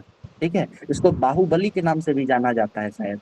ठीक है, बहुत ऊंचाई जी तक सर। जाता है, बहुत बहुत ज्यादा वजन, 8000 किलो तक का सामान ले जा सकता है। ये सब अपना अलग अलग उसका जो भी कैपेसिटी है, उसके आधार पर इसका अलग अलग नाम रखा जाता है। ठीक है, वो सब जो है ना GSLV के अंतर्गत ही आता है, हम लोग देखेंगे, समझेंगे उसको। GSLV का फुल फॉर्म क्या होता है? Polar satellite launch vehicle. और ये समझिए, ये एक स्वदेशी तकनीक है। स्वदेशी तकनीक है, समझिए कैसे। ये 1994 में ही बन गया था। मतलब क्या? कि जब मार्केट क्लोज था, जब कोल्ड वॉर चल रहा था, कोई देश भारत को हेल्प नहीं कर रहा था, कोई टेक्नोलॉजी नहीं दे रहा था, तो भारत अपना क्या डेवलप कर लिया? PSLV। और ये कैसा है? स्वदेशी है, विदेश से हेल्प नहीं लिया। PSLV के साथ इंटरेस्टिंग क्या है पता है? ये अचूक है। अचूक मतलब क्या? बहुत, इसका जो सक्सेस रेशियो है ना, ये दुनिया में सबसे ज्यादा जो सक्सेस रेशियो होता है ना, उस श्रेणी में आता है। अब हो सकता है कि उसका रिकॉर्ड फाल्कन एंड अलग अलग कंपनीज बनी है, लेकिन तो समझिए कि दुनिया में सबसे ज्यादा सफलतम जो है वो रखा। मात्र 2 ही बार अभी तक जो है ये अनसक्सेस रहा है, इसका लॉन्चिंग, है ना। बीच में बस 2 ही बार क्रैश हुआ, नहीं तो हर बार ये सफल हो जाता था। इसीलिए जितने भी विदेशी कंपनी थी या विदेश का जो देश है अलग अलग, वो सब अपना सेटेलाइट इसी से भेजना, भारत का हेल्प लेता था कि वो PSLV सेटेलाइट को। कारण क्या है? एकदम अचूक है ना, हर बार चला जाता है। से देखिए सेटेलाइट काम कैसे करता है, हम थोड़ा इसको अनजूम करते हैं, फोटो से समझिए। ये हमारा सेटेलाइट है, दिख रहा होगा। ठीक है, अब देखिए इसमें हम क्या बनाए हैं, समझिएगा। सेटेलाइट में जो है हम पहले ये समझिए, ये है, ठीक है, ये जो ट्राइंगुलर बनाए सबसे ऊपर, इसमें रहता है हमारा क्या चीज? सैटेलाइट, सबसे ऊपर सैटेलाइट।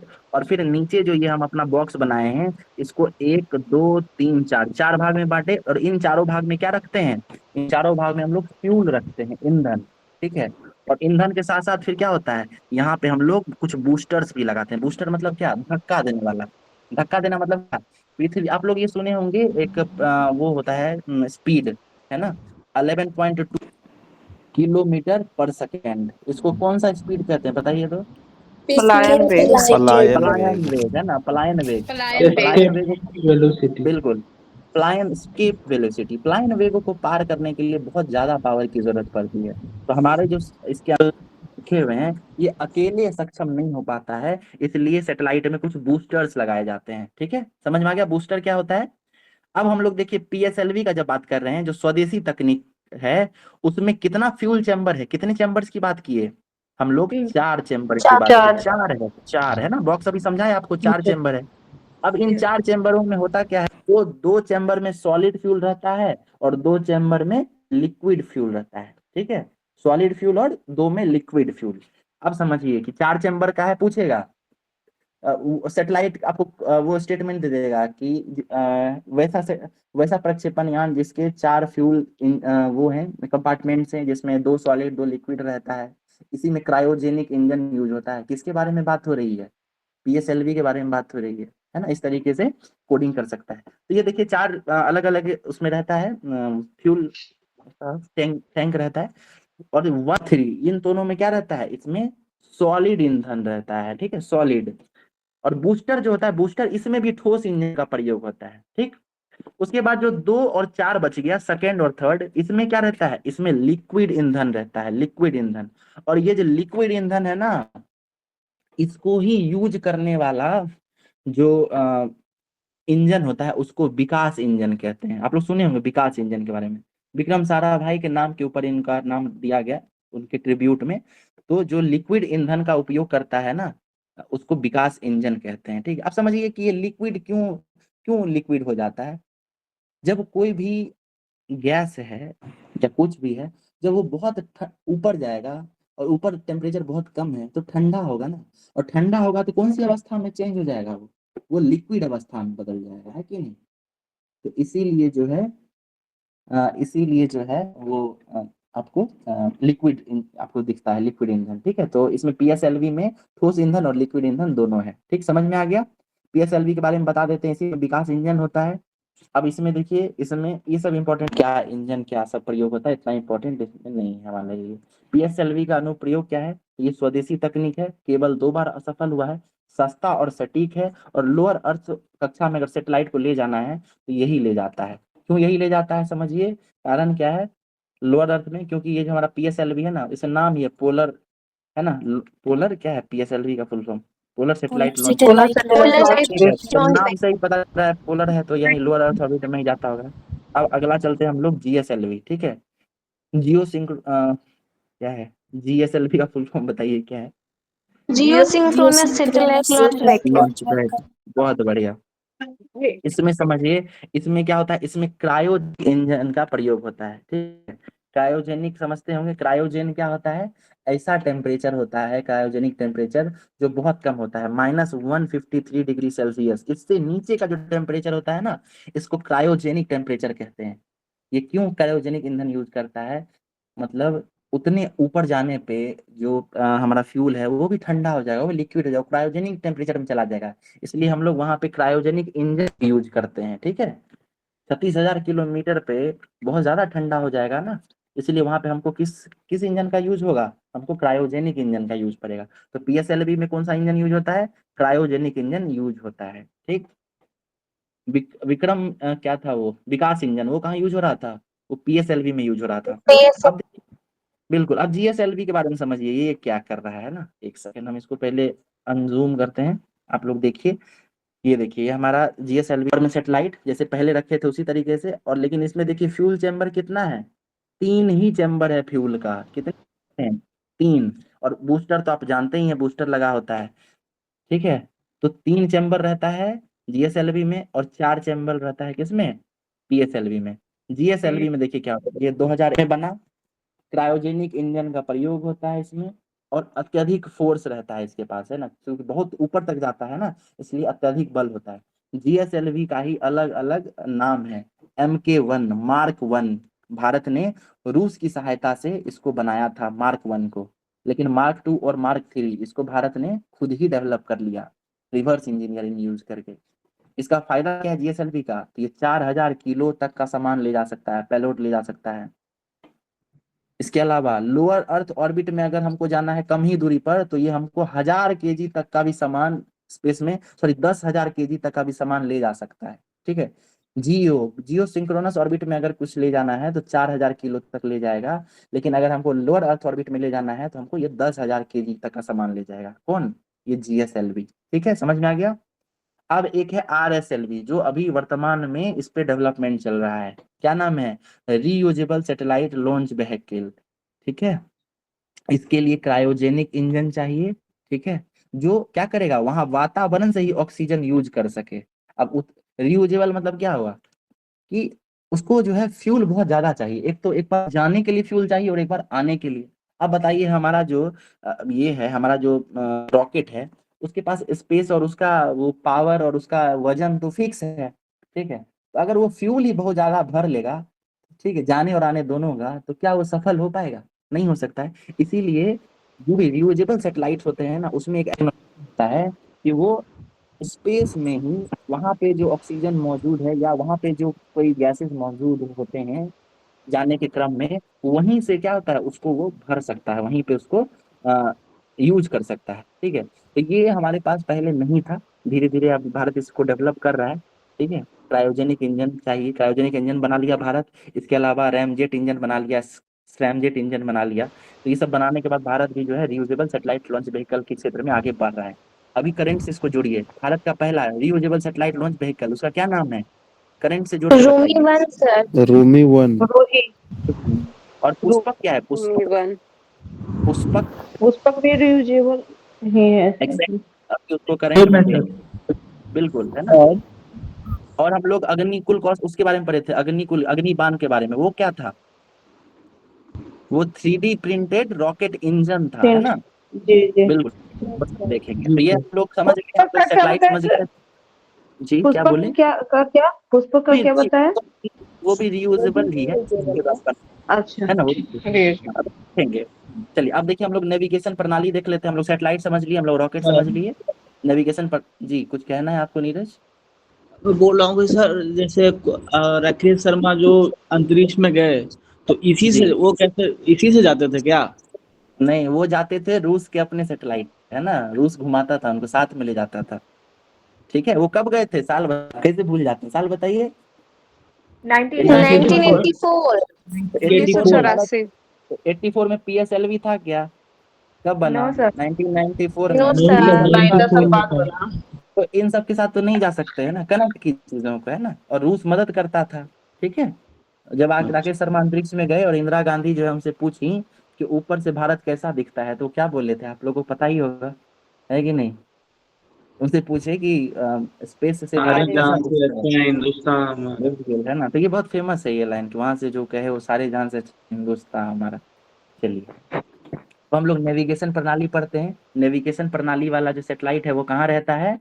वो मिडिल अर्थ ऑर्बिट में रहता है। ठीक है, लेकिन मिडिल अर्थ ऑर्बिट में, लेकिन भारत वाला कहाँ है? वो जियो सिंक्रोनस ऑर्बिट में है। भारत ने जियो के लिए 7 सैटेलाइट्स भेजे हैं। ठीक है, और वैश्विक लेवल पे जो जीपीएस काम करती है उसके सैटेलाइट्स एमईओ में रहते हैं। ठीक है, इसमें कुल मिलाकर 24 सैटेलाइट होता है। ठीक है, एमईओ में जो सैटेलाइट्स रहते हैं वो 24 सैटेलाइट्स होते हैं, यानी 24 घंटा होता है ना, तो अलग अलग 24 जगहों पे लगाता है, और वो पूरे पृथ्वी का एक साथ जो है नेविगेशन कर पाता है। वर्तमान में कुल कितने देशों के पास अपनी नेविगेशन प्रणाली है? 6 देशों के पास। कौन कौन सा है? नाम भी याद रखिएगा। अमेरिका का जीपीएस, ये देखिए यूपीएससी में पूछा हुआ है। यूएसए का जीपीएस, उसका ग्लैनोस, यूरोप का गैलीलियो, चीन का वाईडू। चीन जो है वाईडू, इसके अलावा कंपास सिस्टम भी इसको कहता है। फिर क्वेज, जापान का है क्वेज, और भारत का है नाविक। ठीक है, नाविक। नाविक क्या है? नाविक इसका फुल फॉर्म है इंडियन कॉन्स्टिट्यूशन। ठीक है, कॉन्स्टिट्यूशन। आप लोग सप्त ऋषि का नाम सुने? सप्त ऋषि, उसमें कितने सैटेलाइट है? 7 है ना, 7। इस तरीके से भारत क्या अपना सैटेलाइट जब बनाया, अपना जब बनाया वो नेविगेशन प्रणाली, तो 7 सैटेलाइट बनाया।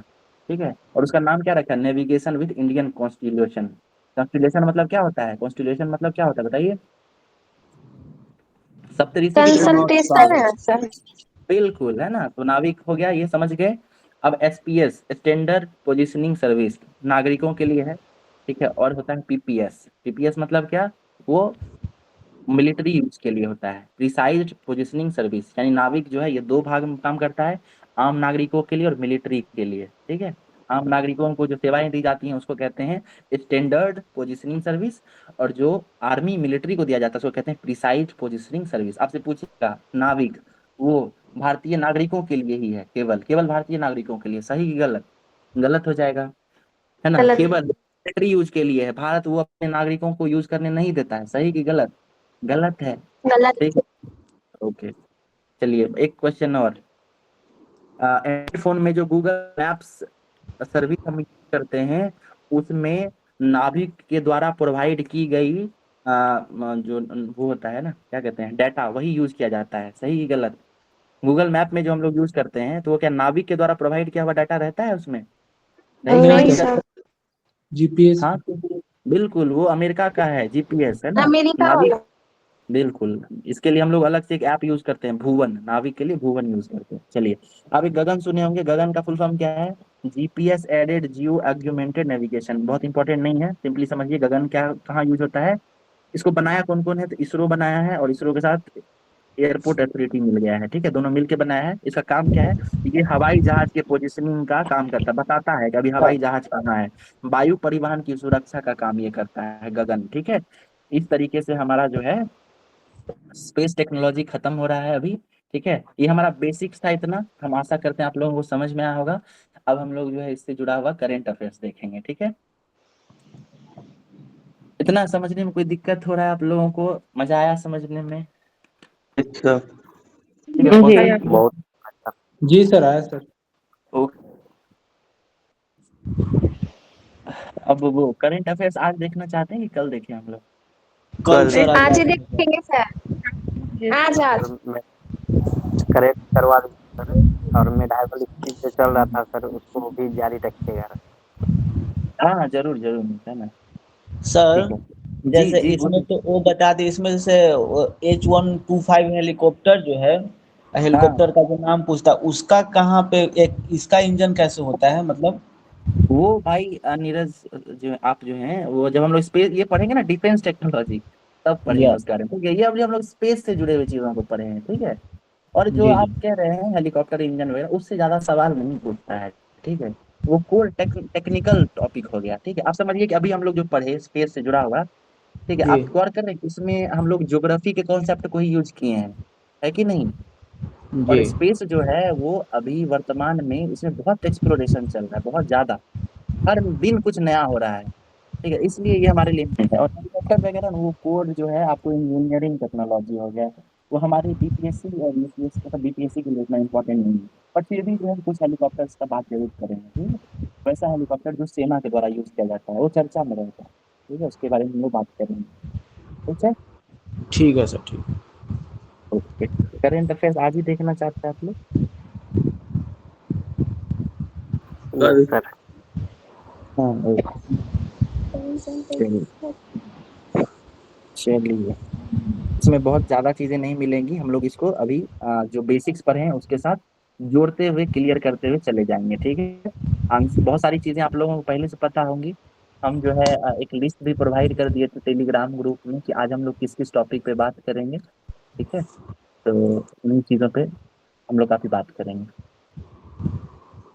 चलिए आगे देखते हैं। पहला देखिए, चंद्रयान 4 मिशन है। ठीक है, चंद्रयान 4 मिशन, अभी भारत क्या चंद्रयान 4 लॉन्च कर चुका है? नो नहीं सर। नहीं सर। नहीं नहीं। सर। ओके, चलिए एक सेकंड बात करते हैं।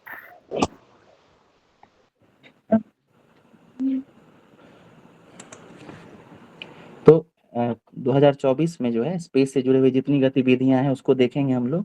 तो पहला जो है चंद्रयान 4 के बारे में बात किया जा रहा है। समझिए ये है क्या, अभी रिसेंट में जो है कैबिनेट ने कुछ योजनाओं को मंजूरी दी है। ठीक है, तो उसी से संबंधित ये करंट अफेयर्स है कि चंद्रयान 4 मिशन है उसको भी मंजूरी दे दी गई है।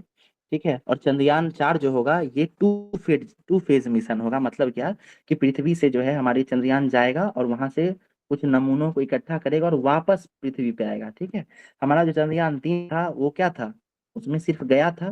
ठीक है, और फिर पृथ्वी का चक्कर लगा रहा है। उसके अलावा उसका जो लैंडर था, प्रज्ञान लैंडर, वो उतरा था उस धरती पे।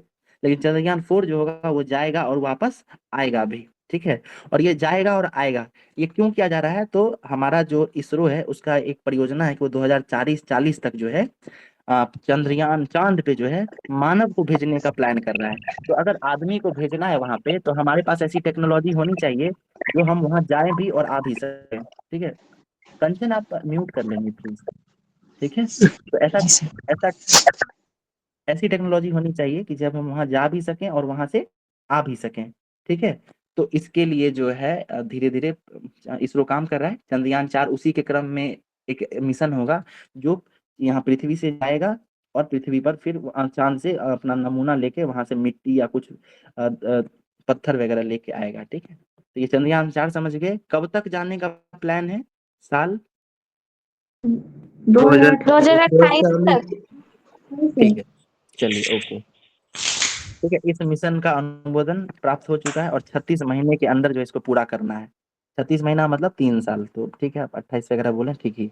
चलिए अगला है, देखिए वही मीटिंग में जो कैबिनेट की मीटिंग हुई है, उसी मीटिंग में भारतीय अंतरिक्ष स्टेशन की बात हुई है। भारतीय अंतरिक्ष स्टेशन, अब भारत जो है वो एक अपना इंडिविजुअल अंतरिक्ष स्टेशन बनाने का सोच रहा है, ठीक है। कब तक बनाने का बात कर रहा है? तो ये बात हो रही है 2035 तक, ठीक है, साल 35 तक, ठीक है। यहाँ देखिए लिखा हुआ है 2035 तक एक परिलक्षित, है ना, ऑप्शनल सॉरी ऑपरेशनल, ठीक है, भारतीय अंतरिक्ष स्टेशन बनाने का प्रोग्राम है, ठीक है। तो ये याद रखिएगा, बस इतना ही हमारे लिए जरूरी है कि अंतरिक्ष स्टेशन कब तक बनेगा। तो ये 2035 तक बनेगा, लक्ष्य पूछ सकता है, ठीक है। आगे चलते हैं हम लोग, अगला क्या है? 2040 तक। अब देखिए 2040 तक जो है ना भारतीय मानव युक्त चंद्र मिशन भी भेजने का प्लान कर रहा है। तो ये भी हम लोग बात कर चुके हैं, ठीक है। ये चंद्रयान 4, ठीक है, ये कब तक जाने का प्लान है? तो 36 महीने के अंदर, 2028 तक आप बोले, ठीक है। स्पेस स्टेशन कब तक बनाने का प्लान है? 2035, ठीक है। और मनुष्य को चंद्रमा पर कब तक भेजना है? तो भेजना है 2040 तक। बहुत बढ़िया। अब अगला प्लान, बिल्कुल, अब अगला प्लान क्या है इसरो का? मून के बाद और स्पेस स्टेशन बनाने के बाद अगला प्लान है वीनस पे भेजने का, ऑर्बिटर मिशन भेजने का। ऑर्बिटर मिशन मतलब क्या? ये वीनस है और इसके आसपास चक्कर लगाने वाला सैटेलाइट भेजेगा, ठीक है। कुछ उतारेगा नहीं वीनस पे, बस अभी ऑर्बिटर मिशन भेजा, बस चक्कर लगाने वाला। जैसे हमारा चंद्रयान प्रथम जो था, चंद्रयान 1, वो क्या था? ऑर्बिटर मिशन था, वो हमारे मून का बस चक्कर लगाता था, ठीक है, ठीक है। कुछ पूछ रहे थे क्या आप नीरज? No sir. म्यूट कर लीजिएगा नीरज, है ना? ओके, तो वीनस ऑर्बिटर मिशन है, ठीक है। वीनस पे भेजना है सैटेलाइट चक्कर लगाने के लिए। और कब तक भेजा जाएगा? तो ये 2028 तक इसको भेजना है। एक चीज याद रखिएगा कि पृथ्वी के सबसे निकटतम कौन सा ग्रह है? तो ये मार्स नहीं है, मंगल नहीं है, ये वीनस है ना। वीनस सबसे नजदीक है। वीनस का अपना कोई सैटेलाइट है, नेचुरल सैटेलाइट? नहीं है। वीनस नहीं, नहीं है। नहीं है। सौर मंडल का, सॉरी, सबसे निकटतम बुध है ना सर, और सबसे गर्म बोले तब वीनस होगा। सूर्य के सबसे निकट पृथ्वी के मरक्यूरी है नजदीक तो मैम। सबसे निकटतम वो शुक्र है, ही है। पृथ्वी। ओ अच्छा, पृथ्वी के नहीं। ओके जी जी मैम, है ना। ओके, ठीक है। उसके अलावा चलिए ये बताइए कि हमारा जो सोलर सिस्टम है उसमें सबसे गर्म प्लेनेट कौन सा है? सबसे गर्म? सबसे शुक्र है। नहीं, शुक्र है, शुक्र। वीनस है, मरक्यूरी है। ओके, शुक्र है सर। जी, बिल्कुल शुक्र है आशीष, सर। बिल्कुल है ना। जी, हाँ, मैं शुक्र है, शुक्र ही कह शुक्र रहा है। हूँ, ठीक है, वही शुक्र है। ओके, शुक्र ही है। अच्छा ये हो गया। ठीक है, चलिए शुक्र है, ओके। अच्छा ये बताइए तो मरक्यूरी जो है वो सन के सबसे नजदीक है, लेकिन ये सबसे ज्यादा गर्म नहीं है, सबसे ज्यादा गर्म वीनस है। इसका क्या कारण है? क्योंकि शुक्र के सर चारों बिना तरफ से कार्बन डाइऑक्साइड हाँ का जो है ना, जी, वो एक छल्ला गैस बना है। हुआ है, उसके वजह से। हाँ जी, है ना। मतलब कि अपना जो वीनस है उसके पास अपना एटमॉस्फेयर है, जो कि एक कंबल की तरह काम करता है, जो जिसमें कार्बन वगैरह भी ज्यादा मात्रा में है। तो एक बार सोलर हीट को अंदर आने तो देता है, अलाउ करता है, बट उसको बाहर नहीं जाने देता, एस्केप होने से बचा लेता है। इसलिए वीनस जो है हमारा वो गर्म होता है। वहीं मर्क्यूरी जो है उसके पास अपना कोई एटमॉस्फेयर नहीं है, ठीक है, बहुत बढ़िया। तो वीनस तक कब तक जाना है? तो वीनस तक 2028 तक भेजना है ऑर्बिटर मिशन, और इसका नाम क्या रखा जाएगा? VOM, वोम, वीनस ऑर्बिटर मिशन, ठीक है। चलिए अगला देखते हैं। तो जैसे ही वीनस चर्चा में आया तो विश्व में और कौन कौन से देश हैं या और कौन कौन सा ऐसा सैटेलाइट या ऐसा मिशन है जो वीनस से जुड़ा हुआ है, वो भी बात कर लेते हैं। पहला जो है वो है मैरिनर 2 मिशन। ठीक है, मैरिनर 2 ये अमेरिका के द्वारा भेजा गया था 1962 में। 1962 में हम लोग इसको पार ही बना रहे थे, है ना, चर्चा भी शुरू किए थे, और अमेरिका जो है अपना पहला सैटेलाइट जो है वो भेज चुका था। ठीक है, वीनस के लिए, मून भी नहीं, वीनस। समझिए कि पृथ्वी जो है ना, अपना पृथ्वी, इसके सबसे नजदीक कौन सा खगोलीय पिंड है, तो वो मून है। और मून के बाद सबसे नजदीक कौन सा है, तो वीनस है ना, वीनस। तो जो अपना अमेरिका है वो 1959 में उनके नील आर्मस्ट्रॉन्ग वगैरह वहां चले गए थे, मून पे उतर चुके थे, है ना। तो फिर उसके बाद जो है वो मून से आगे सोचना शुरू किया और वीनस तक सोचा, वीनस तक गया। तो वीनस तक कब गया, पहली बार मैरिनर 2 के द्वारा गया और 1962 में गया। फिर अगला है मैगेलन। ठीक है, मैगेलन। ठीक है, और ये 1989 में गया और नासा के साथ जुड़ा हुआ है, नासा भेजा था ये भी शुक्र से जुड़ा हुआ है। मैगलन कौन थे, मैगलन एक व्यक्ति थे, बताइए क्या इतिहास जुड़ा ये हुआ है इनके साथ। पृथ्वी का चक्कर लगाए थे मैगलन सबके पास। बिल्कुल, पहले ऐसे व्यक्ति थे जो पृथ्वी का चक्कर लगाने का कोशिश किए थे, है ना। क्या ये पूरा चक्कर लगा लिए थे? नहीं सर। बिल्कुल, ये मतलब लगभग लगा लिए थे, लेकिन कुछ देश रह गया था। ठीक है, तो पूरी तरह से चक्कर नहीं लगा पाए, बट लेकिन इनके साथ जो कुछ लोग क्रू में थे उस शिप में, वो उनके जो उनका जर्नी था उसको पूरा किए थे। ठीक है, ये याद रखिए। मैगलन की मृत्यु हो गई थी, बिल्कुल निकट पहुंच गए थे तभी उनकी मृत्यु हो गई थी। अगला देखिए, वीनस एक्सप्रेस। तो ये नाम से पता है, वीनस। ठीक है, और ये भेजा कौन है, तो यूरोपियन अंतरिक्ष यान के द्वारा गया था, यूरोप भेजा होगा इसको। यूरोप की अंतरिक्ष एजेंसी का क्या नाम है, बताइए। European space agency, USA. बिल्कुल। अगला है दा विंसी। ठीक है, DAVINC, दा विंसी। इसका फुल फॉर्म है deep atmosphere Venus investigation of noble gas chemistry and imagination. तो सिंपल समझिए, नासा के द्वारा क्या है, द विंसी में जो ये वी है उसे पता चल जा रहा है कि ये वीनस के साथ जुड़ा हुआ है। ठीक है, और 2030 में प्रस्तावित है, सॉरी, ये नासा के द्वारा 2030 में भेजा जाएगा। फिर वेरिटिस है, वेरिटस। ओके, ठीक है, वेरिटस का फुल फॉर्म क्या है, यह वीनस इमिस, क्या है ये, emissivity. Emissivity radio science InSAR topography and spectroscopy. एक सेकंड थोड़ा टाइम दीजिए हमको, है ना, पानी पीने दीजिए।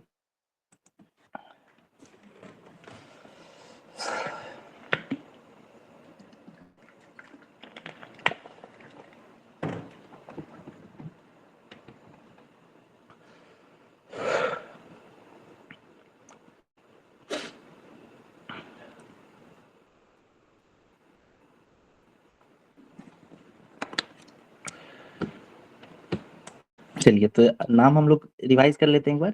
एक है मैरिनर, दूसरा है मैगलन, तीसरा है वीनस एक्सप्रेस, चौथा है द विंसी और तीसरा है वेरिटस। भारत का क्या नाम है, भारत का जो जाने वाला है उसका प्रोग्राम का क्या नाम है, वीनस ऑर्बिटर मिशन। 2028 तक जाएगा। ठीक है, इसरो के द्वारा भेजा जाएगा।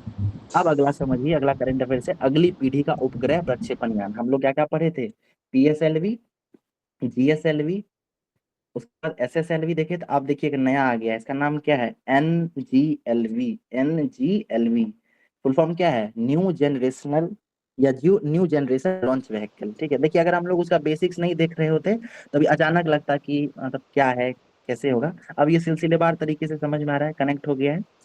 NGLV है क्या, न्यू जनरेशन लॉन्च व्हीकल है, हम लोग कुछ नया करने के दौर में है। ठीक है, तो इसरो के LVM-3 प्रक्षेपण यान की वर्तमान नित्य क्षमता, पेलोड कैपेसिटी जो है वो जितनी भी है उससे जो है ये 3 गुना ज्यादा होगा। मतलब भारत जो है और ज्यादा एक्सप्लोर करने के क्षेत्र में काम कर रहा है, इसीलिए वो क्या लॉन्च कर रहा है, NGLV। मतलब NGLV जो है बना रहा है, विकसित कर रहा है। ठीक है, और NGLV होगा क्या, तो ये पुनः प्रयोज्य रियूजेबल प्रक्षेपण यान होगा। मतलब एक बार जाए और एक बार आए। ठीक है, क्योंकि अब भारत मानव युक्त मिशन भी भेजने का प्लानिंग कर रहा है। पहले क्या करता था, भारत यहाँ से भेजता था और वहीं क्या होता था, वो सेटेलाइट आकाश में रह जाता था, वो जो रॉकेट है वहीं पे रह जाता था, पानी में गिर जाता था कहीं समुद्र में। ठीक है, इसीलिए गौर कीजिएगा कि अंतरिक्ष कचरा ये सब कभी चर्चा में द्रौपदी मुर्मू जो है इस पे बात की है। भारत कब तक अंतरिक्ष कचरा मुक्त हो जाएगा, या कब तक तटस्थ हो जाएगा, उसका साल क्या रखा गया है? 2030 तक। 2030 सर। बिल्कुल 2000 तक। बढ़िया। 30। तो उसी के क्रम में आप याद रख सकते हैं कि भारत जो है अब NGLV लॉन्च कर रहा है। ठीक, समझ में आ गया? भारत के पास अभी वर्तमान में क्या क्या है? तो PSLV है, GSLV है, LVM है, SSLV है। LVM मतलब क्या? Launch vehicle. ठीक है, LV से लॉन्च व्हीकल, M मतलब मार्क 3। ठीक है, ये समझ में आ गया। आगे देखिए, पोलरिस डोन मिशन की बात करते हैं। ये स्पेस एक्स के द्वारा फॉल्कन 9 से जो है कुछ लोग गए हुए थे स्पेस में। ठीक है, और उस यान का नाम क्या था? तो उसका नाम था ड्रैगन अंतरिक्ष यान। कितने लोग गए थे ड्रैगन अंतरिक्ष यान से? तो 4 लोग गए थे। 4 लोग कौन कौन थे? जेरेड इसाकमैन, स्कॉट कोटिट, सराहा गिलिस और अन्ना मेनन। ये हम लोग अभी रिसेंट करंट अफेयर्स में भी डेली देख ही रहे हैं इन चीजों को, पता होगा आपको। इसके अलावा याद रखिएगा कि इसमें एक व्यक्ति हैं जिनका नाम है जेरेड इसाकमैन। इन्होंने पहली व्यावसायिक स्पेस वॉक की है। पहली व्यावसायिक स्पेस वॉक मतलब समझिए कि इससे पहले जितने भी लोग स्पेस में गए थे वो किसी ना किसी सरकारी कंपनी की तरफ से, जैसे नासा है या इसरो है, ये सब क्या गवर्नमेंटल कंपनी है। लेकिन पहली बार जो है ये पोलरिस डॉन मिशन फाल्कन 9 से गई हैं और इनको स्पेस वॉक करने के लिए दिया गया है, अंतरिक्ष में घूमने दिया गया है। ठीक है, तो ये नाम पूछा जा सकता है कौन है ये पहली व्यक्ति? तो इनका नाम है जेरेड साकमैन। अंतरिक्ष में जाने वाले पहले व्यक्ति का नाम क्या है बताइए तो, और किस देश के थे वो पहले यूरी व्यक्ति का नील नाम? Armstrong sir, USA। नहीं नहीं नहीं नहीं, यूरी यूरी गागरिन। गागरिन है ना, यूरी गागरिन यूरी थे वो। गगन। यूरी बिल्कुल गॉगन। जी। नील आर्मस्ट्रांग जो है वो मून पे गए चंद्रमा थे। पे। मून पे गए थे, यस। बिल्कुल है ना, याद रख जी। और यहाँ पे जेरेड इसाकमैन का नाम याद रखिए कि ये पहली प्राइवेट व्यक्ति है ना, व्यवसायिक है जो स्पेस वॉक की हैं। ठीक है, चलिए आगे देखते हैं। पोलरिस क्या है? पोलरिस जो नाम लिया गया है तो ये समझिए कि एक तारामंडल है। ठीक है, कॉन्स्टलेशन है। ठीक है, तो पोलरिस पूछा जा सकता है। उसके बाद इशारा गिल जो है ये वायलिन पे स्टार वॉर्स एक मूवी है हॉलीवुड की, उसका थीम बजाई थी वायलिन पे। तो ये सब एक्स्ट्रा है, नहीं भी याद रखेंगे तो चलेगा। चलिए अगला देखिए क्या है। ISS हेतु संयुक्त एक्सियोम स्पेस इसरो मिशन। समझिए, इंटरनेशनल स्पेस स्टेशन, ISS मतलब इंटरनेशनल स्पेस स्टेशन। इसके लिए एक्सियोम है ना, एक्सियोम कहाँ का है? ये अमेरिका का है, एक्सियोम स्पेस। ठीक है, ये कंपनी है एक्सियोम स्पेस, और उसके साथ इसरो का जो है एक गठबंधन हुआ, और ये दोनों जो है मिल के अंतरिक्ष स्टेशन जा रहा था। 2 उस भारतीय है। बिल्कुल, तो उसमें 2 भारतीयों को चयनित किया है। मतलब ले तो एक ही व्यक्ति को जाएगा, दूसरे व्यक्ति को जो है बैकअप के लिए रखा गया है कि अगर इनको कोई समस्या होती है तो इनको दूसरे को ले जाया जाएगा। ठीक है, तो समझिए, समझ में आ गया एक्सियोम मिशन क्या है? नासा के साथ जुड़ा हुआ है। ठीक है, और ग्रुप कैप्टन शुभांशु शुक्ला इसके लिए चयनित है, प्राइम जो पायलट ये रहेंगे। और बैकअप के लिए किनको रखा गया है? तो प्रस्थान बालकृष्णन नायर को रखा गया है। ठीक है, इसके अलावा ये भी याद रखिएगा कि ये दोनों व्यक्ति हैं वो भारत के द्वारा जो एक गगनयान मिशन भेजा जाएगा 2024 में, मतलब अभी 2024 नहीं, अभी रिसेंट में 2025-26 में जब भी भेजा जाए, तो उसके लिए 4 व्यक्तियों को चयनित किया गया है। इनका भी नाम याद रखिएगा। पहले व्यक्ति कौन है? प्रशांत बालकृष्णन, अजीत कृष्णन, अंगद प्रताप और शुभांशु शुक्ला। इसमें से शुभांशु शुक्ला और प्रशांत बालकृष्णन नायर ये एक्सियोम 4 मिशन के द्वारा अंतरिक्ष स्टेशन जाने वाले हैं। ठीक है, ये याद रखिएगा। अगला देखिए, अगला है मिशन रूमी। अभी हम लोग रूमी की बात भी कर रहे थे, ये है क्या?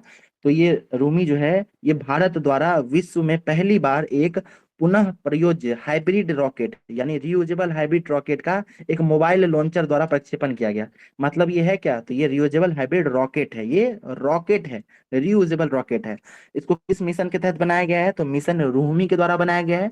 कहाँ से लॉन्च किया गया है इसको? तो इसको तमिलनाडु के तटीय गांव थिरुविंदथाई के से जो है इसको लॉन्च किया गया है। ठीक है, थिरुविंदथाई। रूमी 1 ये पुनः प्रयोज्य हाइब्रिड रॉकेट है। ठीक है, इसके अलावा ये करेगा क्या ये समझिए।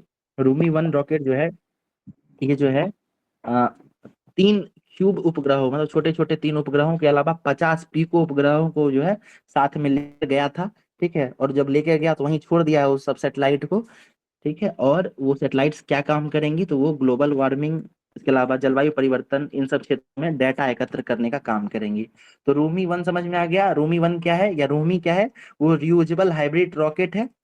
जब ये गया तो अपने साथ कुछ सैटेलाइट्स को लेकर गया। ठीक है, और वो सैटेलाइट जब वहीं रह गई तो काम क्या करेंगी? ग्लोबल वार्मिंग और जलवायु परिवर्तन के अनुसंधान पर काम करेंगी। ठीक है, रूमी मिशन समझ में आ गया आप लोगों को?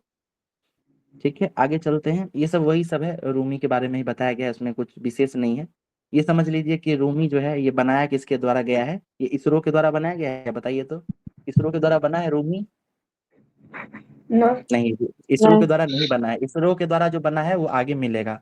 इसको बनाया कौन है? तो इसको चेन्नई तमिलनाडु स्थित स्पेस जोन इंडिया के मार्टिन ग्रुप के सहयोग से रूमी 1 रॉकेट का विकास किया गया है। ठीक है, स्पेस जोन इंडिया का मार्टिन ग्रुप के सहयोग से बनाया गया है। ठीक है, और इस रॉकेट को doctor APJ Abdul Kalam satellite launch vehicle mission 2023 के तहत लॉन्च किया गया है। ये आप स्किप कर सकते हैं, ये इतना इंपॉर्टेंट नहीं है। पूछेगा अभी तक तो सीधा दे देगा कि हाल ही में चर्चा में रहा रूमी क्या है, तो बता दीजिएगा क्या है। इसके अलावा हो सकता है पूछ दे कि रूमी का फुल फॉर्म क्या है, तो वो भी याद रखिएगा। ठीक है, आगे चलते हैं। अगला देखिए क्या है, SSLV D3EOS-08 मिशन। SSLV का फुल फॉर्म क्या है? Small satellite launch vehicle. D3 छोड़ दीजिए इसको, ये उसका वो कोड किया हुआ है। EOS क्या है? EOS का फुल फॉर्म क्या है? अर्थ अर्थ ऑब्जर्वेशन सैटेलाइट। जैसे ही अर्थ ऑब्जर्वेशन का बात जैसे ही हुआ, ये अर्थ को ऑब्जर्व करेगा, मतलब ये किस ऑर्बिट में ले गया होगा सैटेलाइट को? लो ठीक है, तो ये बिल्कुल एलईओ में बिल्कुल, है ना। अब समझिए कि पहले रटना पड़ता होगा कि कहाँ गया, अब यहाँ हमको ऐसे ही समझ में आ जाएगा, रटना भी नहीं है। ठीक है, तो समझ जाइए कि जो SSLV और ऊपर से SSLV है, स्मॉल सैटेलाइट लॉन्च व्हीकल, बहुत दूर जा भी नहीं सकता है, तो ये कहाँ लेके गया होगा? ये लोअर ऑर्बिट में ही लेके गया होगा EOS-08 मिशन को। ये है क्या? तो अर्थ ऑब्जर्वेशन सैटेलाइट है EOS, 445 किलोमीटर के आसपास ले गया है इसको। ठीक है, यह उपग्रह चेन्नई स्थित स्टार्टअप स्पेस रिक्शा द्वारा विकसित किया गया था। ठीक है, नाम क्या देखिए, स्पेस रिक्शा, इसके द्वारा इसको बनाया गया था, इस सैटेलाइट को। सैटेलाइट का नाम क्या है? नाम है EOS-08। ठीक है, आगे चलते हैं, अगला करंट देखते हैं। SSLV जानते हैं क्या होता है आप लोग। अब आइए आप पुष्पक। अभी हम लोग किसका बात किए थे? रूहमी का। अब हम लोग बात करेंगे पुष्पक का। पुष्पक विमान है ना, पुष्पक का बात करें। ये इसरो के द्वारा बनाया गया है, और ये है क्या? ये रियूजेबल लॉन्च व्हीकल है। पूछ सकता है रूमी किसके द्वारा बनाया गया, तो रूमी किसके द्वारा बनाया गया था, क्या नाम था बताइए? Martin group. Space zone Martin India. Group, बिल्कुल। और यहाँ जो है पुष्पक किसके द्वारा बनाया जा रहा है, तो ये इसरो के द्वारा बनाया जा रहा है। इसको कहाँ से लॉन्च किया गया है? चित्रदुर्ग कर्नाटक से, वहीं पे इसका प्रक्षेपण किया गया, वहीं पे इसको धनुष। जो है, नहीं नहीं धनुष नहीं, धनुष फिर कहीं और मिलेगा मैम, है ना, ये अलग है। अच्छा अच्छा। जी ठीक है, अभी सब क्लियर हो जाएगा। तो यहाँ जो है पुष्पक समझ गए आप लोग क्या है, ये रियूजेबल है और ये इसरो के द्वारा बनाया गया है। ठीक, रियूजेबल लॉन्च प्रोग्राम क्या है, इसके बारे में ज्यादा डिटेल में बात नहीं करना है, वहीं बेसिक्स में हम लोग समझ चुके हैं कि वो क्या है, किस तरीके से काम करेगा। अब अगला देखिए, पूर्णतः 3D प्रिंटेड इंजन युक्त विश्व का पहला रॉकेट। ये आ गया, अभी जो आरती मैम बता रही थी वो, इसमें क्या है? 3D मुद्रित इंजन है, सिर्फ इंजन को 3D पेंटिंग से बनाया गया है, 3D टेक्नोलॉजी यूज करके सिर्फ इंजन को बनाया गया है। ठीक है, ये बनाया कौन है? तो ये बनाया है अग्निकुल कॉस्मोस प्राइवेट लिमिटेड। ठीक है, और नाम क्या दिया है? नाम दिया है अग्निवान। ठीक है, उस रॉकेट का नाम क्या दिया है? अग्निवान। उसको कहाँ से लॉन्च किया गया? उसको श्रीहरिकोटा से ही लॉन्च किया गया, लेकिन श्रीहरिकोटा के सतीश धवन से नहीं लॉन्च करके उसको कहाँ से लॉन्च किया गया? उसको उसका अपना पर्सनल लॉन्च पैड था जिसका नाम था धनुष, उसको धनुष से लॉन्च किया गया है। तो ये समझ में आ गया होगा आप लोगों को। दुनिया का पहला या भारत का पहला 3D प्रिंटेड युक्त विश्व का प्रथम रॉकेट कौन सा है? रॉकेट का नाम क्या है? अग्निबाण। कंपनी अग्निकुल। कौन सी है जो बनाया है? जो कंपनी बनाया है उसका नाम है अग्निकुल कॉस्मोस। लॉन्च पैड का नाम क्या है? धनुष लॉन्च पैड। ठीक है, समझ में आ गया। आगे चलते हैं, ब्लू ओरिजिन का NS-25 मिशन। अब ये समझिए, ये ब्लू ओरिजिन कंपनी क्या है? ये स्पेस के क्षेत्र में टूरिज्म करवाती है, ये जेफ बेजोस की कंपनी है। ठीक है, प्रोजेक्ट का नाम क्या है? NS-25। मतलब ये 25वीं बार लोगों को ले गया होगा घुमाने के लिए। ठीक है, मतलब 25 मतलब क्या कि 25th इसका कोई ट्रायल रहा होगा, लेकिन ये समझिए कि ये जो है 7वां मानव उड़ान था। ठीक है, 7th मानव उड़ान था। इसको भूल भी सकते हैं, उतना इंपॉर्टेंट नहीं है। इंपॉर्टेंट क्या है? ये जो NS-25 है, 25 मिशन, इसके द्वारा ये कुल मिलाकर 6 अंतरिक्ष यात्रियों को ले गया था, जिसमें से एक भारत के उद्यमी भी गए थे। इनका नाम क्या है? इनका नाम है गोपी थोटाकुरा। ये नाम याद रखिएगा, गोपी थोटाकुरा का। गोपी थोटाकुरा जो है भारत के पहले नागरिक अंतरिक्ष पायलट है, नागरिक सिविलियन है, जो राकेश शर्मा की हम लोग बात किए थे वो ट्रेंड थे, पायलट थे, है ना, ट्रेंड थे वो मिलिट्री में थे पहले। लेकिन हमारे ये जो गोपी थोटाकुरा हैं ये पहले नागरिक हैं, ठीक है, ये हमारे सिविलियन हैं। और भारत की तरफ से जाने वाले ये दूसरे नागरिक है ना, दूसरे नागरिक हैं, पुरुष मतलब पुरुष दूसरे हैं, याद रखिएगा ये। उसके अलावा देखिए ब्लू ओरिजिन के बारे में बात कर चुके हैं। अगला देखिए भारत का द्वितीय अंतरिक्ष पोर्ट। पहला अंतरिक्ष पोर्ट कहाँ था, कहाँ से सैटेलाइट भेजा जाता है अभी वर्तमान में, एक ही है, कहाँ है वो, सतीश धवन, श्रीहरिकोटा, श्रीहरिकोटा। बिल्कुल। और भारत जो है वहीं से भेजता सतीश है, धवन उसका लोड भी बहुत ज्यादा है, तो इसी वजह से दूसरा बनाया जा रहा है। कहाँ पे, कुलशेखरापट्टिनम तमिलनाडु में। पूछ सकता है आपको नाम, कुलशेखरापट्टिनम। या भारत का दूसरा अंतरिक्ष पोर्ट कहाँ बन रहा है, तो ये बन रहा है कुलशेखरापट्टिनम में, तमिलनाडु के द्वारा इसको डेवलप किया जा रहा है, मतलब तमिलनाडु राज्य में है। और जिला कौन सा है, तो थुथुकुडी है, ठीक है, थुथुकुडी। कुलशेखरापट्टिनम का नाम जरूर याद रखिएगा, ठीक है। पहला जो पोर्ट था उसका नाम आप लोग को पता ही है, सतीश धवन स्पेस सेंटर में है ये।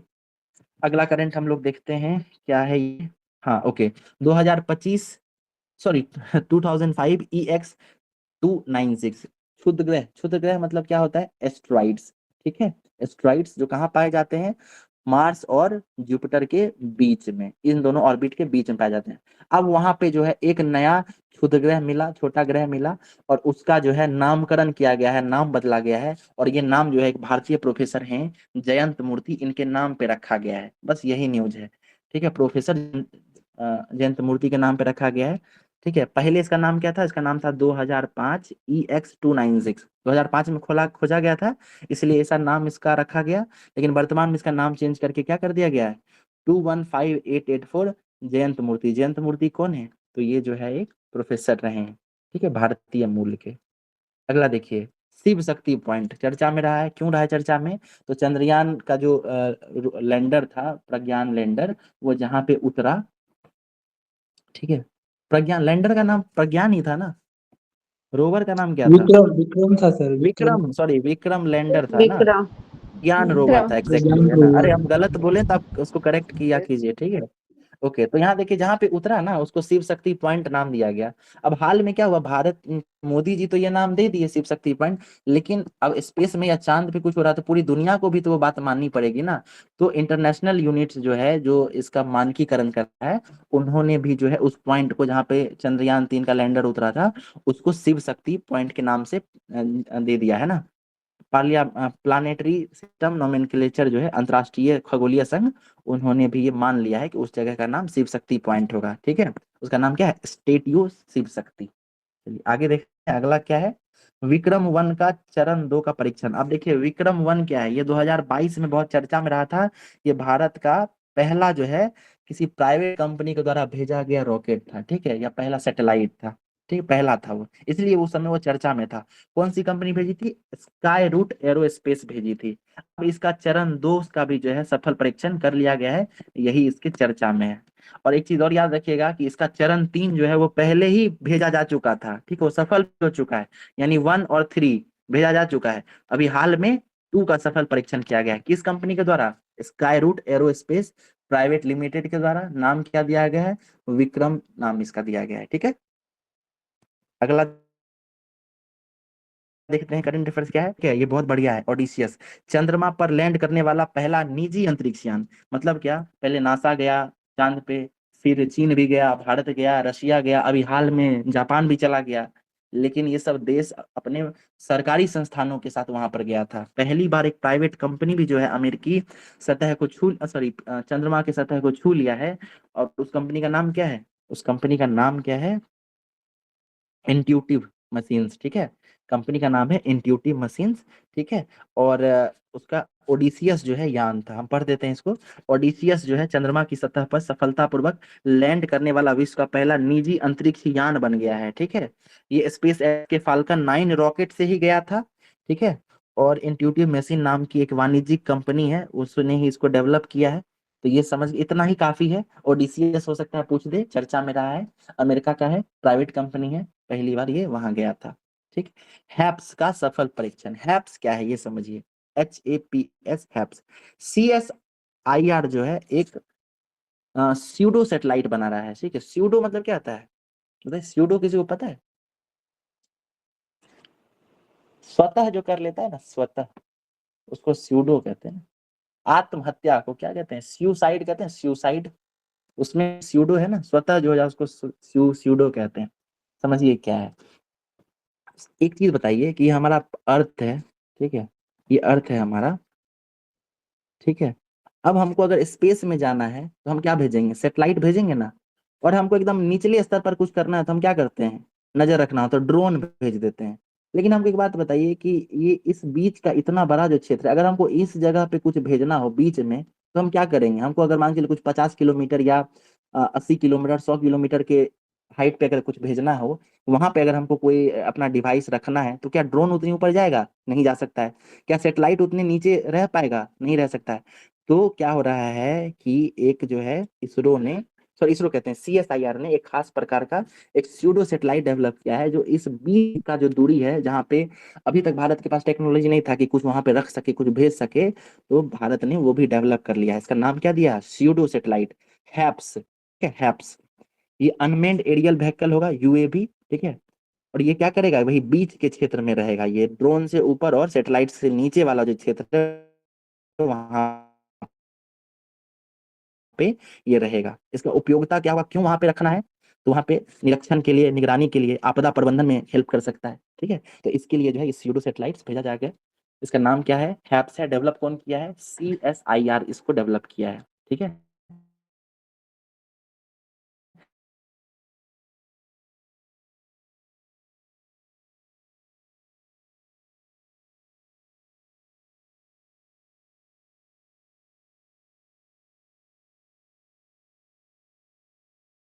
जो जानकारियां देगा। और इसके अलावा ये डिजास्टर वार्निंग, मतलब होता है ना मौसम से संबंधित या डिजास्टर वगैरह, तो ग्लोबल वार्मिंग इन सब से जुड़ा हुआ ये देगा। इसको यहाँ से देखिए, ये पॉइंट जरूर याद रखिएगा कि ये इनसेट भेजा किसके द्वारा गया है? ये पृथ्वी विज्ञान मंत्रालय के द्वारा भेजा गया है। इसको स्पेस एंड टेक्नोलॉजी मंत्रालय वो नहीं भेजा है, एनवायरमेंट वाला नहीं भेजा है। इसको कौन भेज रहा है? इसको भेज रहा है पृथ्वी विज्ञान मंत्रालय। ठीक है, ये मंत्रालय का नाम भी आप लोग याद रखिएगा, पृथ्वी विज्ञान मंत्रालय इसको भेज रहा है। पूरी तरह से वित्त पोषित, सारा पैसा यही दिया है। ठीक है, आगे चलते हैं। PSLV C58 एक्सपोसेट मिशन है। ठीक है, एक्सपोसेट। PSLV फुल फॉर्म जानते हैं, C58 कोड है, एक्सपोसेट इसके बारे में हम लोग वैसे बात कर चुके हैं। ये गया कब था? 1 जनवरी 2024 को गया था। इसका फुल फॉर्म क्या है? इसका फुल फॉर्म है एक्सरे पोलैरिमीटर सैटेलाइट। ठीक है, एक्सरे पोलैरिमीटर सैटेलाइट। ये पहला ऐसा वैज्ञानिक उपग्रह है जो खगोलीय स्रोतों से एक्सरे उत्सर्जन का पता लगाएगा। ठीक है, इसके अलावा ये अपने साथ कुछ पेलोड लेके गया था। ठीक है, तो दो पेलोड है, एक का नाम है पॉलिक्स और दूसरे का नाम है एक्सपेक्ट। ठीक है, ये सब इंपॉर्टेंट उतना ज्यादा नहीं है, बस सिंपल याद रखिएगा। क्या है, अब समझिए कि एक्सपोसेट जो है, जब ये गया अंतरिक्ष में 1 जनवरी को, तो सैटेलाइट तो एक्सपोसेट जो वो तो लॉन्च कर दिया, ये हमारा PSLV C58 सैटेलाइट तो लॉन्च हो गया। लेकिन उसके अलावा जो ये हमारा PSLV 68 है ना, वो क्या होता? वो गिर के समुद्र में चला जाता। लेकिन इस बार इसरो क्या की है, इसको इसको खत्म नहीं करके इसको कुछ और भी चीजों के लिए यूज कर लिया। क्या यूज की है? जैसे ही एक्सपोसेट अपने ऑर्बिट में चला गया, बस वहां से